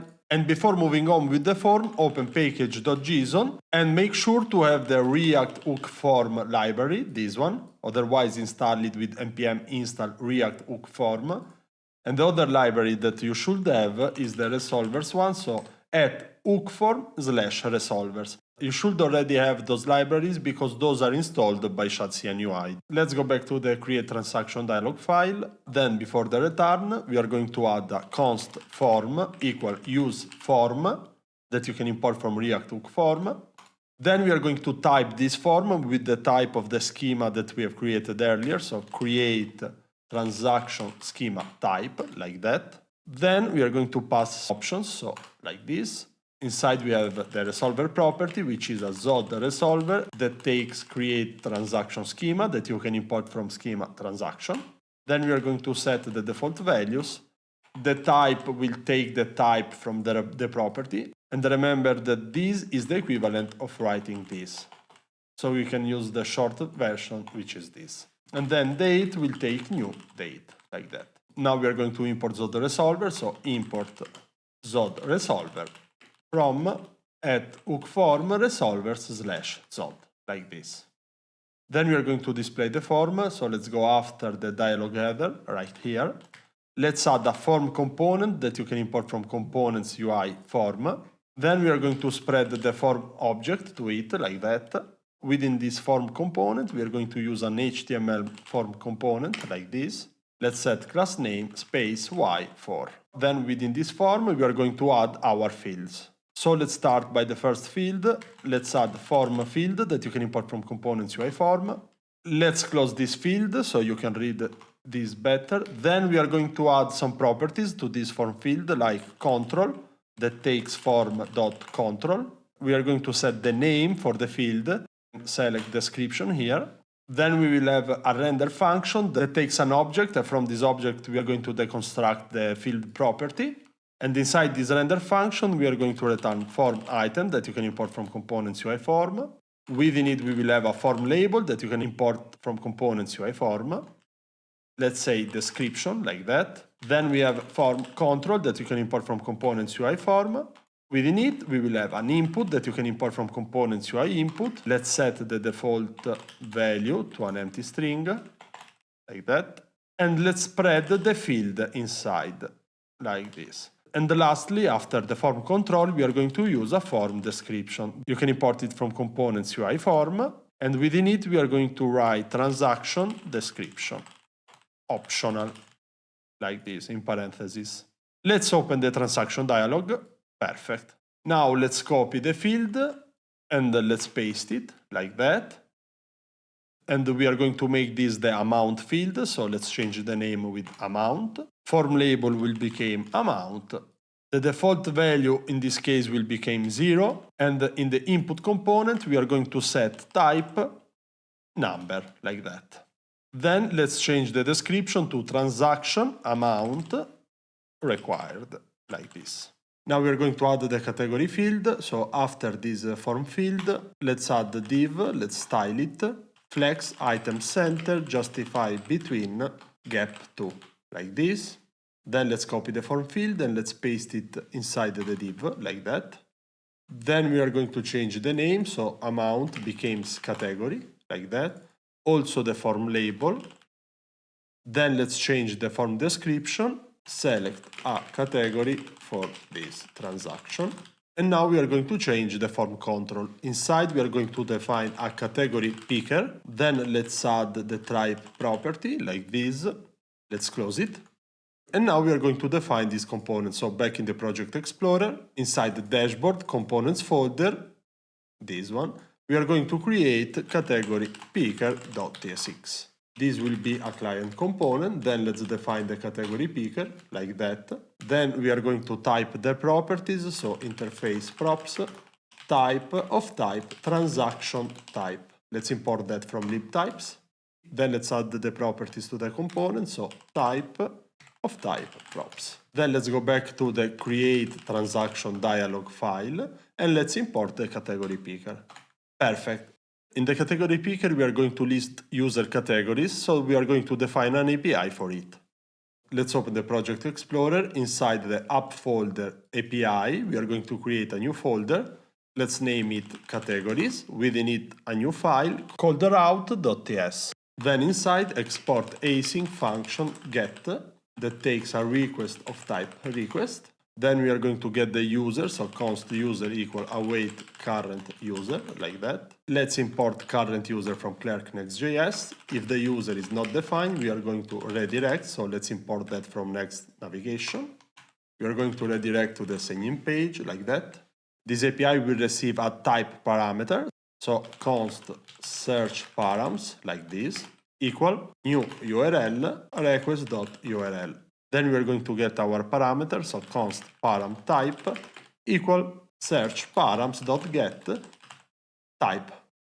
Then we are going to validate this, so let's declare const validator equal z.enum, and this enum takes expense, like that, and also income. Let's import z from zod. Then we are going to validate the parameter, so const query params equal validator dot save parse of param type. Then we are going to check if query params dot success is false. We are going to return response dot JSON query params dot error, and we are going to specify status code 400. If the parameter is a valid type, we are going to define that, so const type equal query params dot data, like that. And then we are going to fetch user categories, so const categories equal await prisma that you can import from libprisma dot category, which is the name of the table, find many, and inside we are going to filter, so where user ID is equal to user.id, which is the ID of the user that we are retrieving with Clerk. Then we are going to change the validator before moving on with the query. We are going to make this nullable. By doing that, we allow a user to call this API without passing a type parameter. And if a type parameter is not defined, we are not going to filter by type. So back to the where object, and now we are going to apply the type filter only if type is defined. So we can do that by doing this. Type, and in that case we are going to apply type. This means include type in the filters if it's defined. Then we are going to order our categories, so order by, name ascending, like that. And now we are going to return the category, so return response.json categories, like that. Perfect. Now let's go back to the category picker and let's try the API. So Here we are going to put const categories query, use query that you can import from Tanstack React Query. Then we are going to define the query key, which will be categories. And we are also going to put the type property in the query key. And if you put parameters in the query key, what happens is that if a parameter changes, the query gets refetched. Then let's define the query function. So this is a function. We are going to use the fetch API. And the URL for the API will be /API/categories question mark. We are going to add the parameter, so type equal, and then we are going to interpolate type like that. Then we are going to take the response, so that, and convert it to JSON like this. Perfect. Now let's open the DevTools. Let's open the create transaction dialog. As you can see, we have this query categories income, because income is the type. And as you can see, the data is an empty array, because right now we don't have categories. Now we are going to implement the category picker code. Back to the category picker component. So let's start by defining the state. So const open set open react use state false.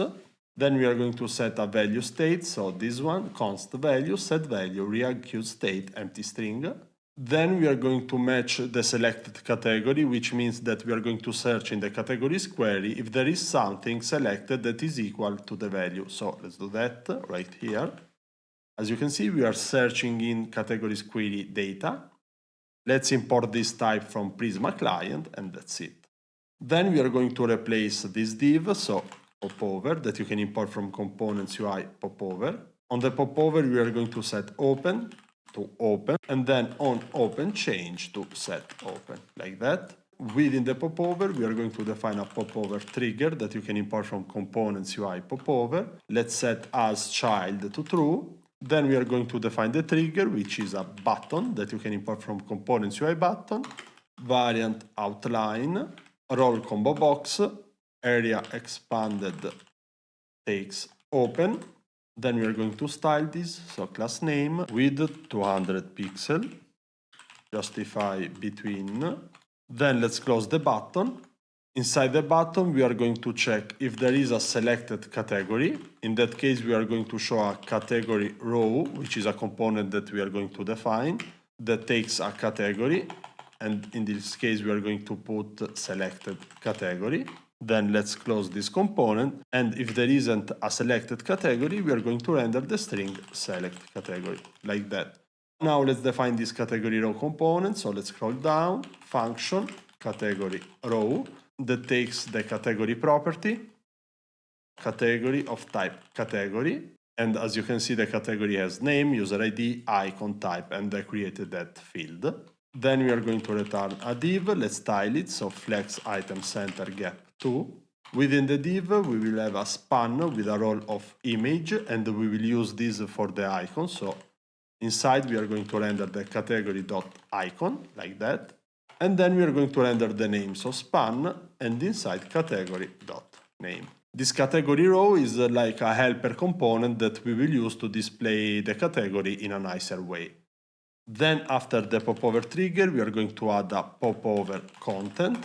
We are going to style this, so width 200 pixel, padding 0. Within the popover content, we will have a command component that you can import from components UI command. And we also need to disable the command on submit event. So on submit, like that, we are going to take the event and we are going to e.prevent default, like that. Then let's close this command.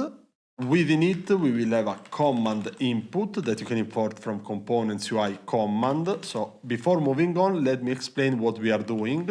So basically, we are implementing this combo box component, as you can see in the code, because we have the popover trigger, the command input, etc. But we are going to do that step by step because we need to customize it in order to make it a category picker. So back to our code, and let's move on. So the command input will take a placeholder, and the placeholder will be search category, like that. Now, if you open it, you have this command input, perfect. And before moving on, let's check our demo application. So back here, let's open the create transaction dialog, let's open the category picker, And as you can see, we can search categories. We will have a category not found message when a category is not found. And also we will have this create new button that opens a new dialog called create income category. So now we are going to define this dialog, which is triggered by this create new button. So back to our application. After the command input, we are going to put create category dialog component. We are going to pass the type to it, so type takes type. Let's close this. Then let's go back to the Project Explorer. Inside the app folder, dashboard components, we are going to create category dialog.tsx file. This will be a client component, so like that. Let's define the component, so RFC. We are going to define the properties, so interface props. The type will be transaction type, and there will be the type property of type transaction type, like that. Now let's use the properties, so type of type props. Then we are going to define some state, so const open, set open, use state that you can import from React. And then let's go back to the demo application. Let's see what fields we have in this form. So we have the name field and also the icon field. And for icon selection, we are going to use this component. So back to our application. Let's start by defining the schema. So back to our Project Explorer. In the schema folder, we are going to create a new file called categories.ts, like that. Then export const create category schema equals z that you can import from Zod object. Let's define the fields, so the name field, which is a string with mean length of 3 and max length of 20. Then we have the icon, which is also a string, and let's put a max length for security. And then we have the type, which is Zod enum, income, and also expense, like that. Then we are also going to export the create category schema type that we will use with the form. So export type create category schema type equals zod.infer type of create category schema, like that.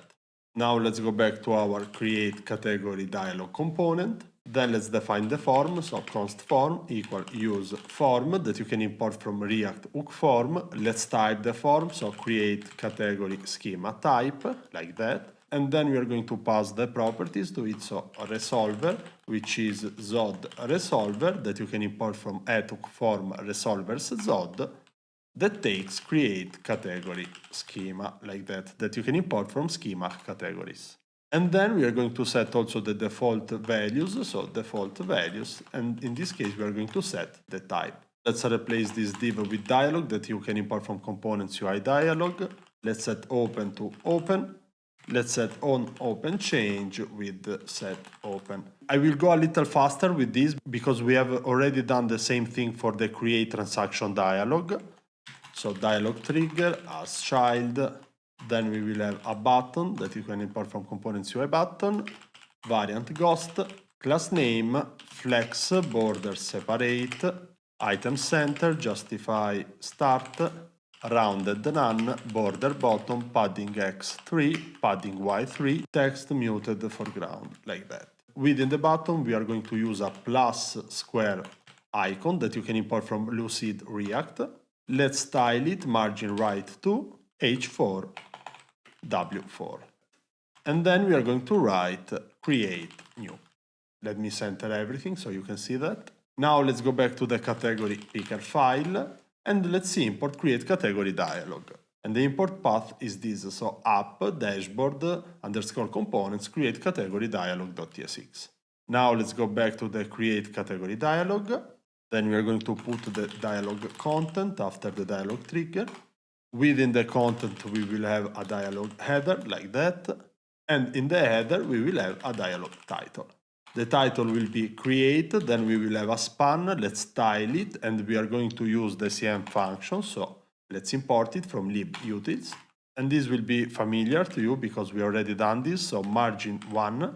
And then if the type is income, we are going to apply the text emerald 500 class, otherwise we are going to apply the text red 500 class, like that. And then within the span we are going to display the type. After the span we are going to put the category string. Now we don't need this, and we don't need this. Then after the dialog title, we will have the dialog description, and within it, we are going to write categories are used to group your transactions, like that. Then we are going to define the form. So after the dialog header, we are going to define the form. Let's import it from components UI form. We are going to spread the form into the properties like that.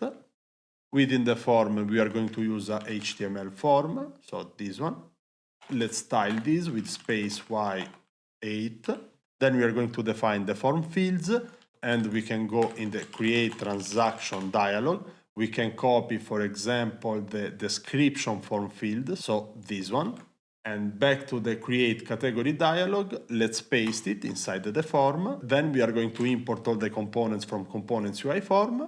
Then we are going to update the name, so we will have the name will be name, the form label will be name, and then let's import the input from components UI input. Perfect, now let's take a look to the dialog. So select category, create new, and this is our create category dialog. Perfect. Now we are going to add the icon field, and before doing that, we are going to install the emoji picker library. The emoji picker library that we are going to use is called Emoji Mart. So let's open back our terminal and let's type npm install @emoji-mart/data. And then we are going to type npm install emoji-mart/react, like that. Perfect. Now let's copy this form field inside the create category dialog file. Let's paste it right below. Then let's change the name with the icon, like that. Also here we are going to put icon. Then we are going to change the description with this is how your category will appear in the application, or in the app if you prefer, is the same. Now we are going to implement the emoji picker that we have installed. We are going to remove the input inside the form control. So let's start by using a popover that you can import from components UI popover. Within it a popover trigger, like that, as child true. Then our trigger will be a button, variant outline, class name, then the height will be 100 pixels, like that, full width. Then let's close the button. And before moving on, let's go back to the final application. In the button, we are going to render this placeholder if there isn't a selected icon. Otherwise, we are going to show the icon like that and the text click to change. So back to our application. So the first thing that we have to do in the button is to check if there is a selected icon or not. And remember that the icon field is handled by the form. So we can use the form.watch function in order to get the current selected icon, like that. If there is a selected icon, we are going to render a div that contains selected icon, text for now, then we are going to improve that.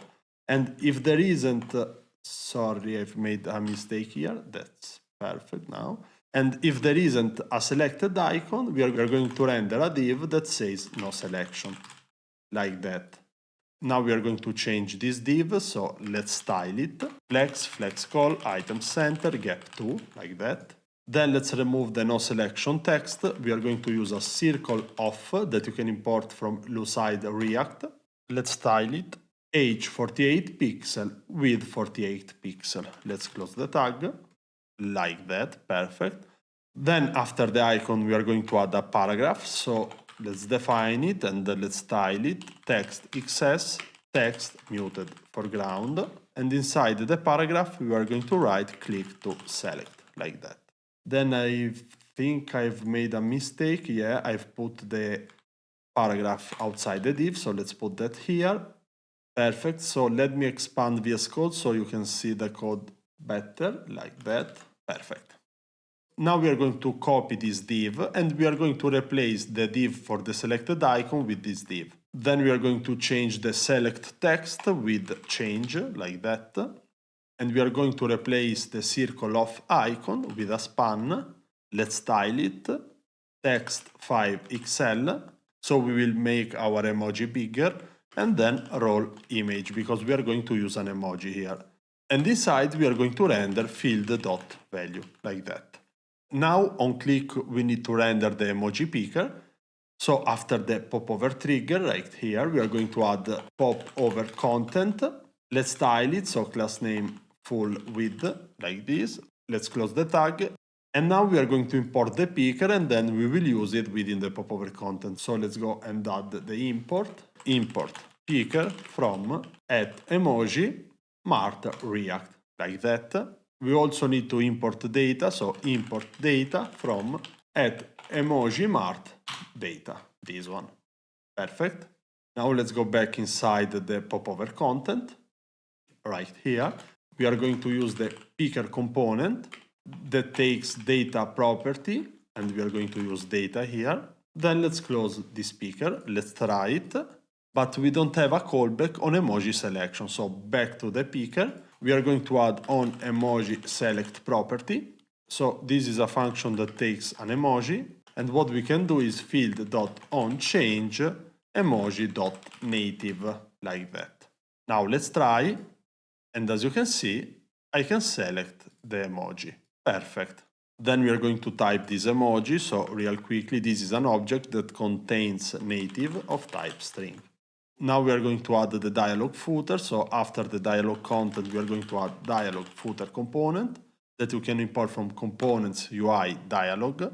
Within the footer we will have a dialog close component that you can import from components UI dialog, set as child property. Within it we will put a button of type button, variant secondary, and we are also going to set the onClick event, like that.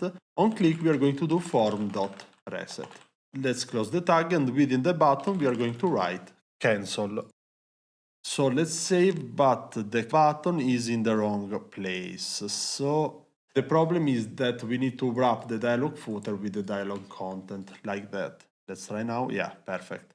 And then we will have a save button, so button, and inside we are going to write save. Perfect. Now let me restore the window size, like that. And let's check the buttons again. Perfect. Now we are going to create the create category server action, and we will call that when we press the save button. So back in the Project Explorer, inside the dashboard, we are going to create a new folder, _actions, like that. Within it, we are going to create a file called categories.ts. Then let's mark this with use server because we are going to define server actions here. And then let's define export async function, create category. This will take a form, and the type of the form will be create category schema type. In this case, we are using the create category schema both on front end and on back end. Then we are going to validate the form, so const parsed body equal create category schema dot save parse of form. Then we are going to check if parsed body dot success is false. We are going to throw new error bad request, like that. Then we are going to get the user, so const user await current user that you can import from clerk next.js. If the user is not defined, we are going to redirect to the sign-in page. Let's import redirect from next navigation. Then let's extract name, icon, and type from parsed body dot data, like that. And now we are going to create the category. So return await prisma that you can import from libprisma dot category dot create. Within the create, we are going to pass the data object. So let's define it. User ID will take user.id, and then we are going to use name, icon, and type, like that. Now we are going to use this server action. So back to the create category dialog file. And then after the form, we are going to deconstruct mutate and also is pending from use mutation hook, and you can import that from Tanstack React query. Let's define the options here. So mutation function will be create category, and you can import that from app dashboard actions category.ts. Then we are going to add the onSuccess callback that takes data of type category that you can import from Prisma client. Then we are going to reset the form. So form reset, we are going to put name empty, icon empty, and also type empty. After this, we are going to display a success message, so toast, and let's import it from sonner.success, and the message will be category, and let's interpolate the name, so data.name, like that, created successfully. Let's put also the party emoji, this one, and let's set an ID for this, so create category, and we are going to use this ID in order to change the toast loading that we will display when we press the save button. Then, after the success message, we are going to reload the categories through the application. We can do that thanks to React Query, and we are going to do that invalidating all the queries that has a key that starts with categories. So let's do that. We need to define a query client for that. Now let's go there after the form and let's define const query client equal use query client, and you can import this from Tanstack React Query like that. Then after the success toast, what we can do is await query client dot invalidate queries. This takes an object and we are going to specify the query key that we want to invalidate. We are going to invalidate the query key categories like that. Now let's mark this async because I'm using await here, perfect. And then we are gonna close the dialog, so set open, so prev, and we are going to negate this, so prev. By doing this, if the dialog is opened, we are going to negate that, so we are going to set that to false. Then we are going to handle the on error callback like that. And in this case, we are going to show a toast error, so an error message. And the message will be something went wrong.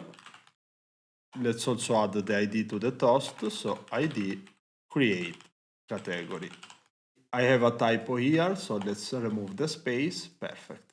Then we are going to define the onSubmit function, so const onSubmit, and we will call this while submitting the form.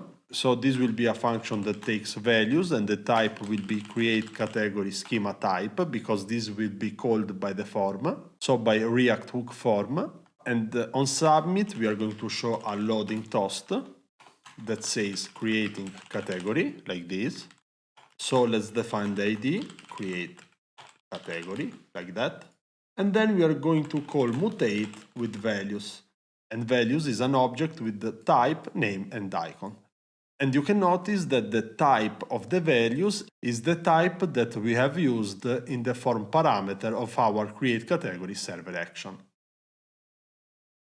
Now you should remember something because in the onSubmit function we are using the mutate function. And we need to do another thing in order to avoid problems with the rendering, etc. And that thing is to wrap this function with use callback. So let's do that, use callback, import that from React.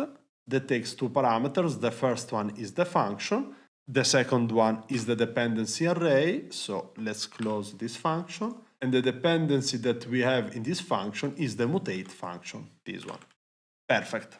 Now we need to add this onSubmit function to the form and also to the button. So let's search the form, this one, the HTML form. Let's set onSubmit, form handle submit, and then onSubmit.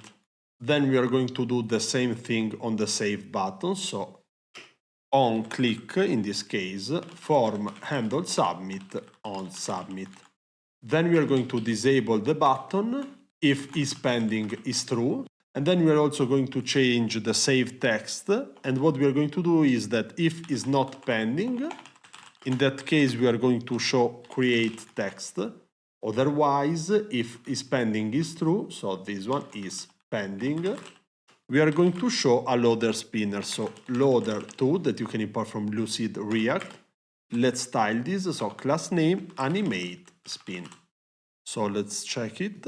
Now let's try it, let's press create, and as you can see we have a validation error. So let's set the name salary. Let's try to create that again, but we still have a validation error. So let's set, for example, money emoji, this one, or this one, I don't know. Let's save. We have created our first category. Now let's check the database. So npx Prisma Studio. Let's open the category table, and as you can see we have the category called salary with the icon and the type income. Perfect. Now we need to display the categories inside our category picker. So back to the category picker component. So before listing the categories, we are going to add a command empty component that you can import from components UI command. And this component will be visible if there aren't categories. So within it, we are going to add a paragraph and let's say category not found.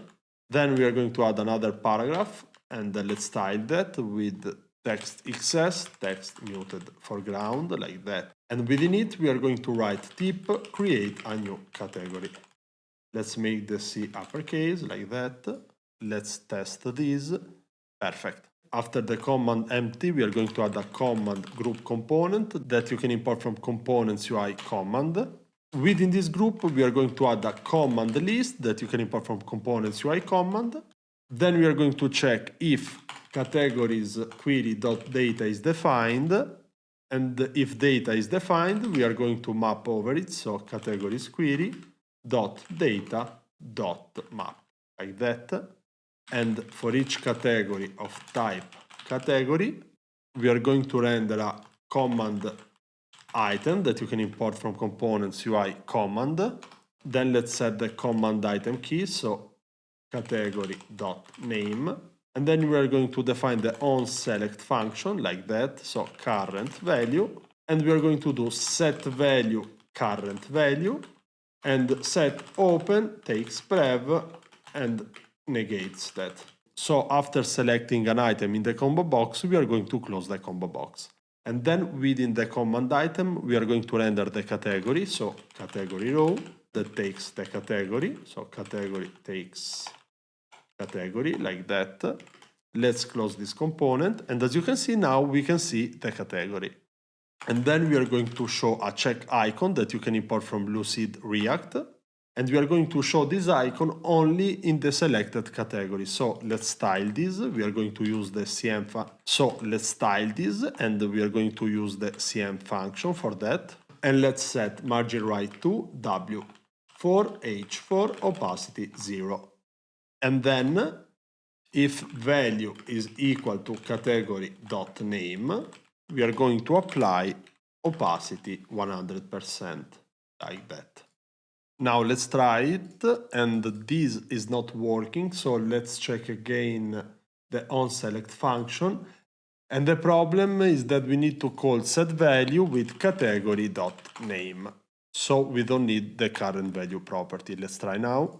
Perfect. And as you can see, I can see also the check. Then we are going to add an icon to the triggers. So let's scroll up until you find the button inside the popover trigger. And before the button closing tag, we are going to add the chevrons up-down icon that you can import from Lucid React. Let's style this icon. Margin left 2, H4, W4, shrink 0, opacity 50. Like that. Let's close the icon. Perfect. Now let me show you something. We are going to create a new icon, for example, YouTube. So let's put video here. I don't know, this icon here. Maybe this, yeah. What I want is to select the created icon in the category picker. So we can do that by defining a success callback in our create category dialog. So let's find that, create category dialog. Let's add on success callback, like that. And let's use a success callback. Now we are going to define this, so let's go there. Const success callback, like that. This is a function that takes a category, so of type category. And inside we are going to set value to category.name, like that. And we are also going to close the category picker, so set open, let's negate prev, like that. We are going to wrap this with use callback, like that. And then let's set inside the dependency array set value and also set open. Perfect. Now let's go in the create category dialog. Let's update the props. So on success callback, which is a function that takes a category of type category and returns nothing, so void. Let's add that to the properties. So on success callback, like that. And after that, let's rename this to success callback because I like that more. So only success callback, like that. So back to the category picker and let's rename it. Perfect. Let's go back to the create category dialog, and we are going to call this success callback here. So we are going to call success callback with data, which is the category that we have created. So let's try that now. Let's create a new category, test, create, and as you can see, we have selected test and we have closed the category picker. Perfect. Now we are going to fix two small things. The first one is that if you open the create category dialog, we still need to update the field description. So let's find the first form field, this one. Let's change the default value. Let's put a placeholder of type category, like that. And then let's change the form description. So this is how your category will appear in the app, like that. The last thing that we have to cover is a theme synchronization with the emoji picker. What I mean is that if we change the theme to light and then we try to open the emoji picker, you will see that this is dark. Let's go in the component definition, so right here. And after query client, we are going to define const theme equal use theme. And you can import this from next themes, like that. And then we are going to pass the resolved theme to the picker. So let's find the picker in our code. So right here, after data, theme equal theme.resolved theme.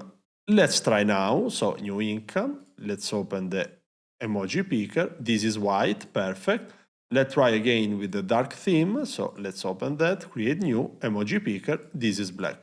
Perfect. Now let's test also the expense categories. So as you can see, we don't have expense categories. Now let's create a new category for expenses. So for example, food. Let's search for pizza. Let's create. Perfect. And this category is visible only for expenses. Let's go back to the income categories. And as you can see, we don't see the food category here. Perfect. Now let's go back to the create transaction dialog.tsx file. And there is a problem with the category picker. You can pause the video and think about it. The problem with this category picker is that we are not updating the form when a category is selected. So we have to do that. We are going to define a property called onChange, and we are going to pass to it a function called handle category change. Now let's define this function. So after the use form hook, we are going to define const handle category change. This will be a function that takes a value of type string. And then we are going to update our form. So form set value. We are going to update the category field with the value. Now you should notice that we are using form set value inside the function. This is a hook that can change over time. So we need to wrap this function with use callback. Use callback, import that from React. The first argument is the function, like that. And the second argument is the dependency array. Let's close this. And in the dependency array, we are going to put form. Perfect.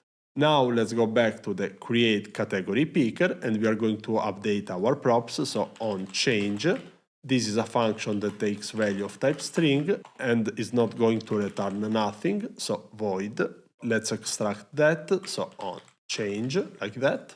And then when value changes, we are going to call onChange with the new value. The hook that can do that is the use effect hook. So we are going to do use effect. You can import that from React. Then we are going to define a function and also the dependency array, like that. Inside we are going to check if value is not defined, we are going to return. Otherwise, if value is defined, we are going to call onChange with value. And we are going to trigger this use effect if onChange changes or if the value changes, like that. So let me also add a comment. So when the value changes, call the onChange callback. Now we are going to test the onChange function. So back to the create transaction dialog. And before the div that wraps the for the field that contains the category picker, we are going to add transaction text. And then we are going to display form.watch and we are going to watch the category. Let's refresh the application and let's try. Right now, as you can see, we don't have any category selected. Let's try YouTube, for example. Perfect. Let's try to create a new category. So test selection, for example. Let's select this, create test selection. That's perfect. Now let's remove this line. Then we are going to add the date field to the create transaction dialog. So let's do that. We're going to copy the category form field, this one. Let's paste it right below, like that. Then we are going to change the name with the date. Then let's update the form label, so from category to transaction date, like that. Then let's change the form description, so select a date for this transaction. Let's delete the form control, let's add a popover, and you can import that from components UI popover. Within it, popover trigger, same import. Let's set as child to true. Within the popover trigger, we are going to add the form control component, then a button component, like this, import that from components UI button, variant outline, like that. Let's style this with the CIM function. So, width 200 pixels, padding left 3, text left, font normal. And then, if the field value is not defined, we are going to apply text muted foreground, like that. Let's close the tag. Then within the button, we are going to check if the field value is defined. In that case, we are going to render the formatted value, so format that you can import from date.fns, like this. Inside, we will have the field value as first argument, and the second argument will be the format string, so PPP, like that. Then, if the field value is not defined, we are going to render a span with inside the text pick a date, like this. Then we are going to add an icon, so after the ternary operator, we are going to add calendar icon that you can import from Lucid React, class name, margin left auto, H4, W4, opacity 50, like that. Let's close the tag. That's perfect. Then after the popover trigger, we are going to add popover content that you can import from components UI popover. Let's style it, so class name, WAuto, like that, padding 0, like that. Within the popover content, we are going to use the calendar component that you can import from components UI calendar. Let's add the date selection mode to single, like that. The selected value will be field.value. On select, we are going to call field.onChange, and then we are going to set initial focus to true. Let's close the tag, so let's try it.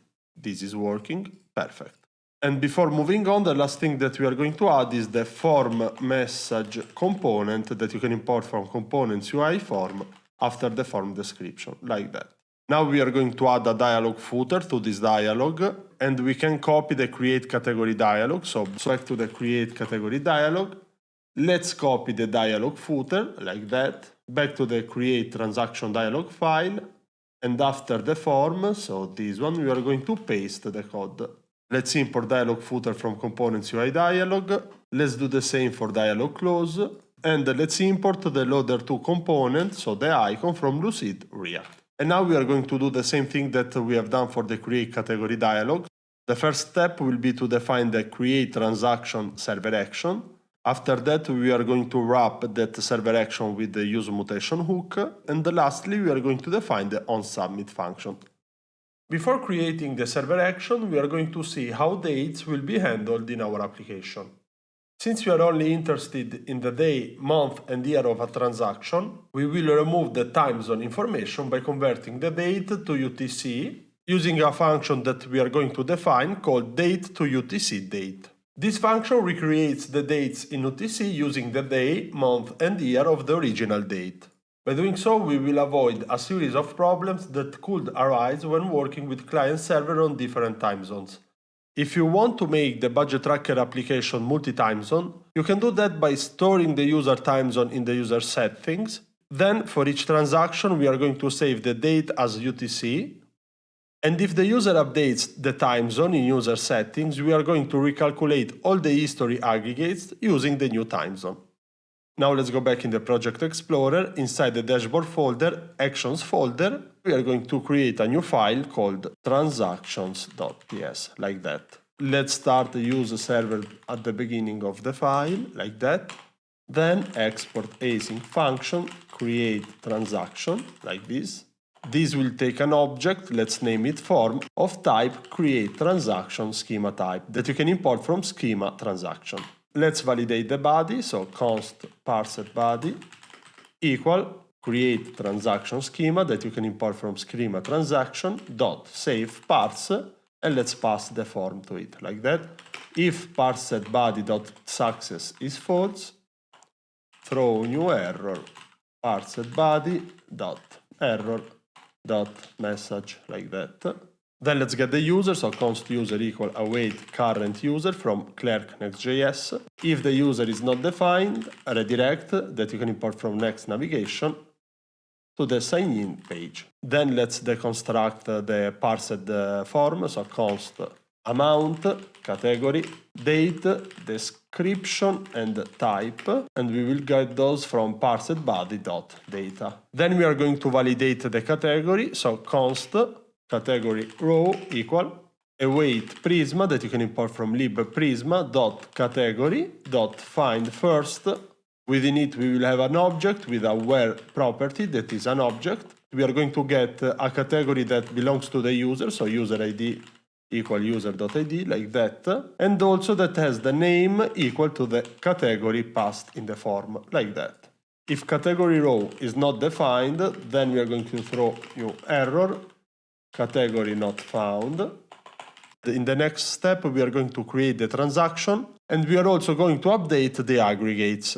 Let me also add a comment, note, don't make confusion between transaction, this one, prisma, and prisma.transaction, which is the table. Because we are going to create a transaction row in the transaction table, we are going to update the month history and the year history aggregate table, and we are going to do these three operations in a single Prisma transaction, which is a database transaction, so don't make confusion between the transaction of a database and the transaction of our budget tracker. Those are two different things.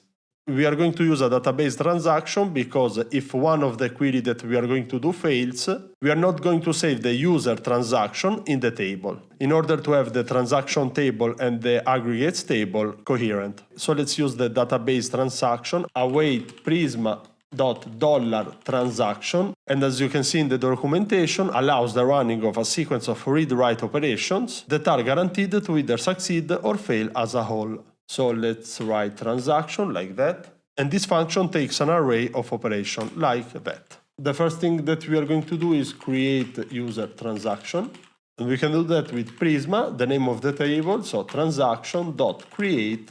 Within it we will have an object, then the data property, and inside let's set the user ID with user.id, the amount, the date, the description that is optional, so description or empty string like that.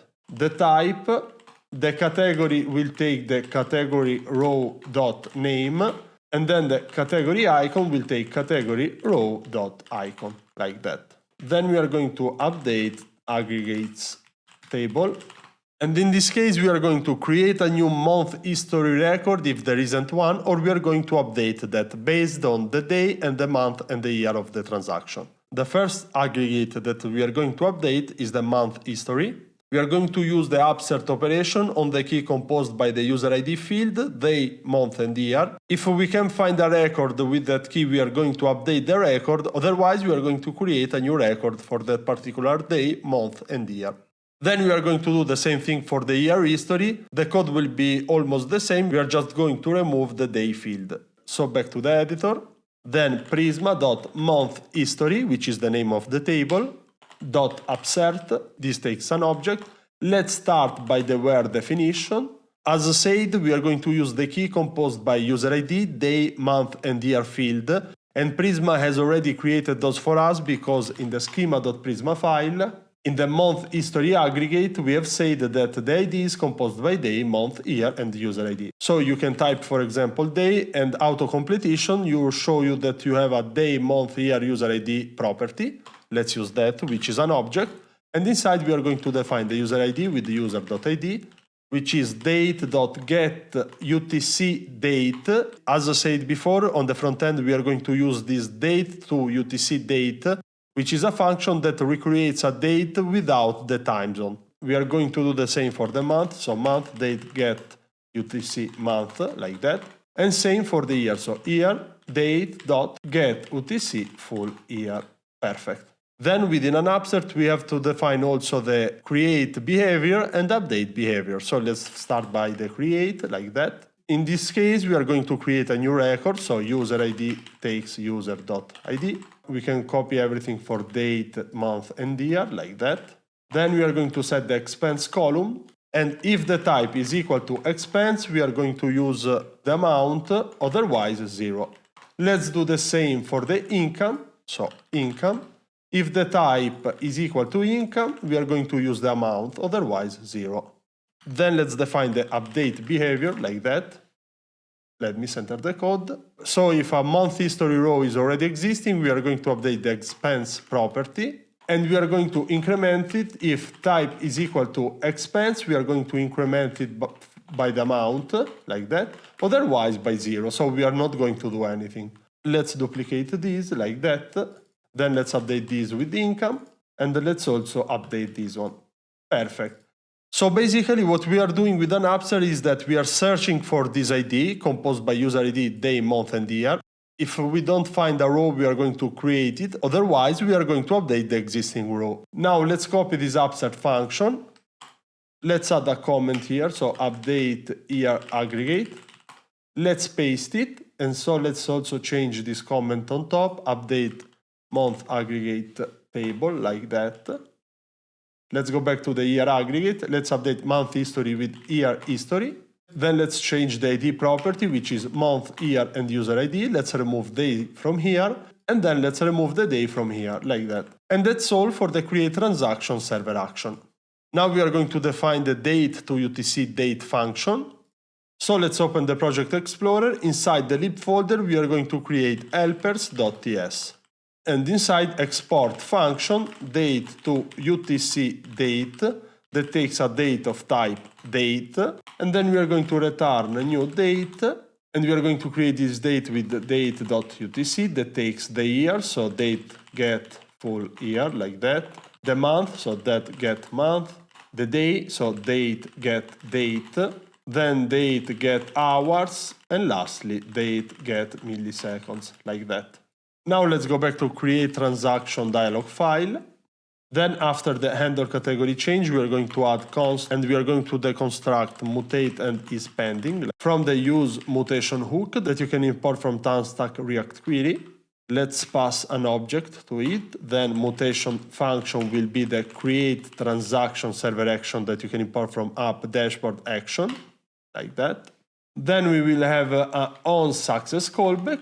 Then we are going to show a success toast, so toast, import that from Sonnet, success, transaction created successfully. I will also use the party emoji, like that. Let's also add the ID, so ID, create transaction. After the toast, we are going to reset the form, so form.reset.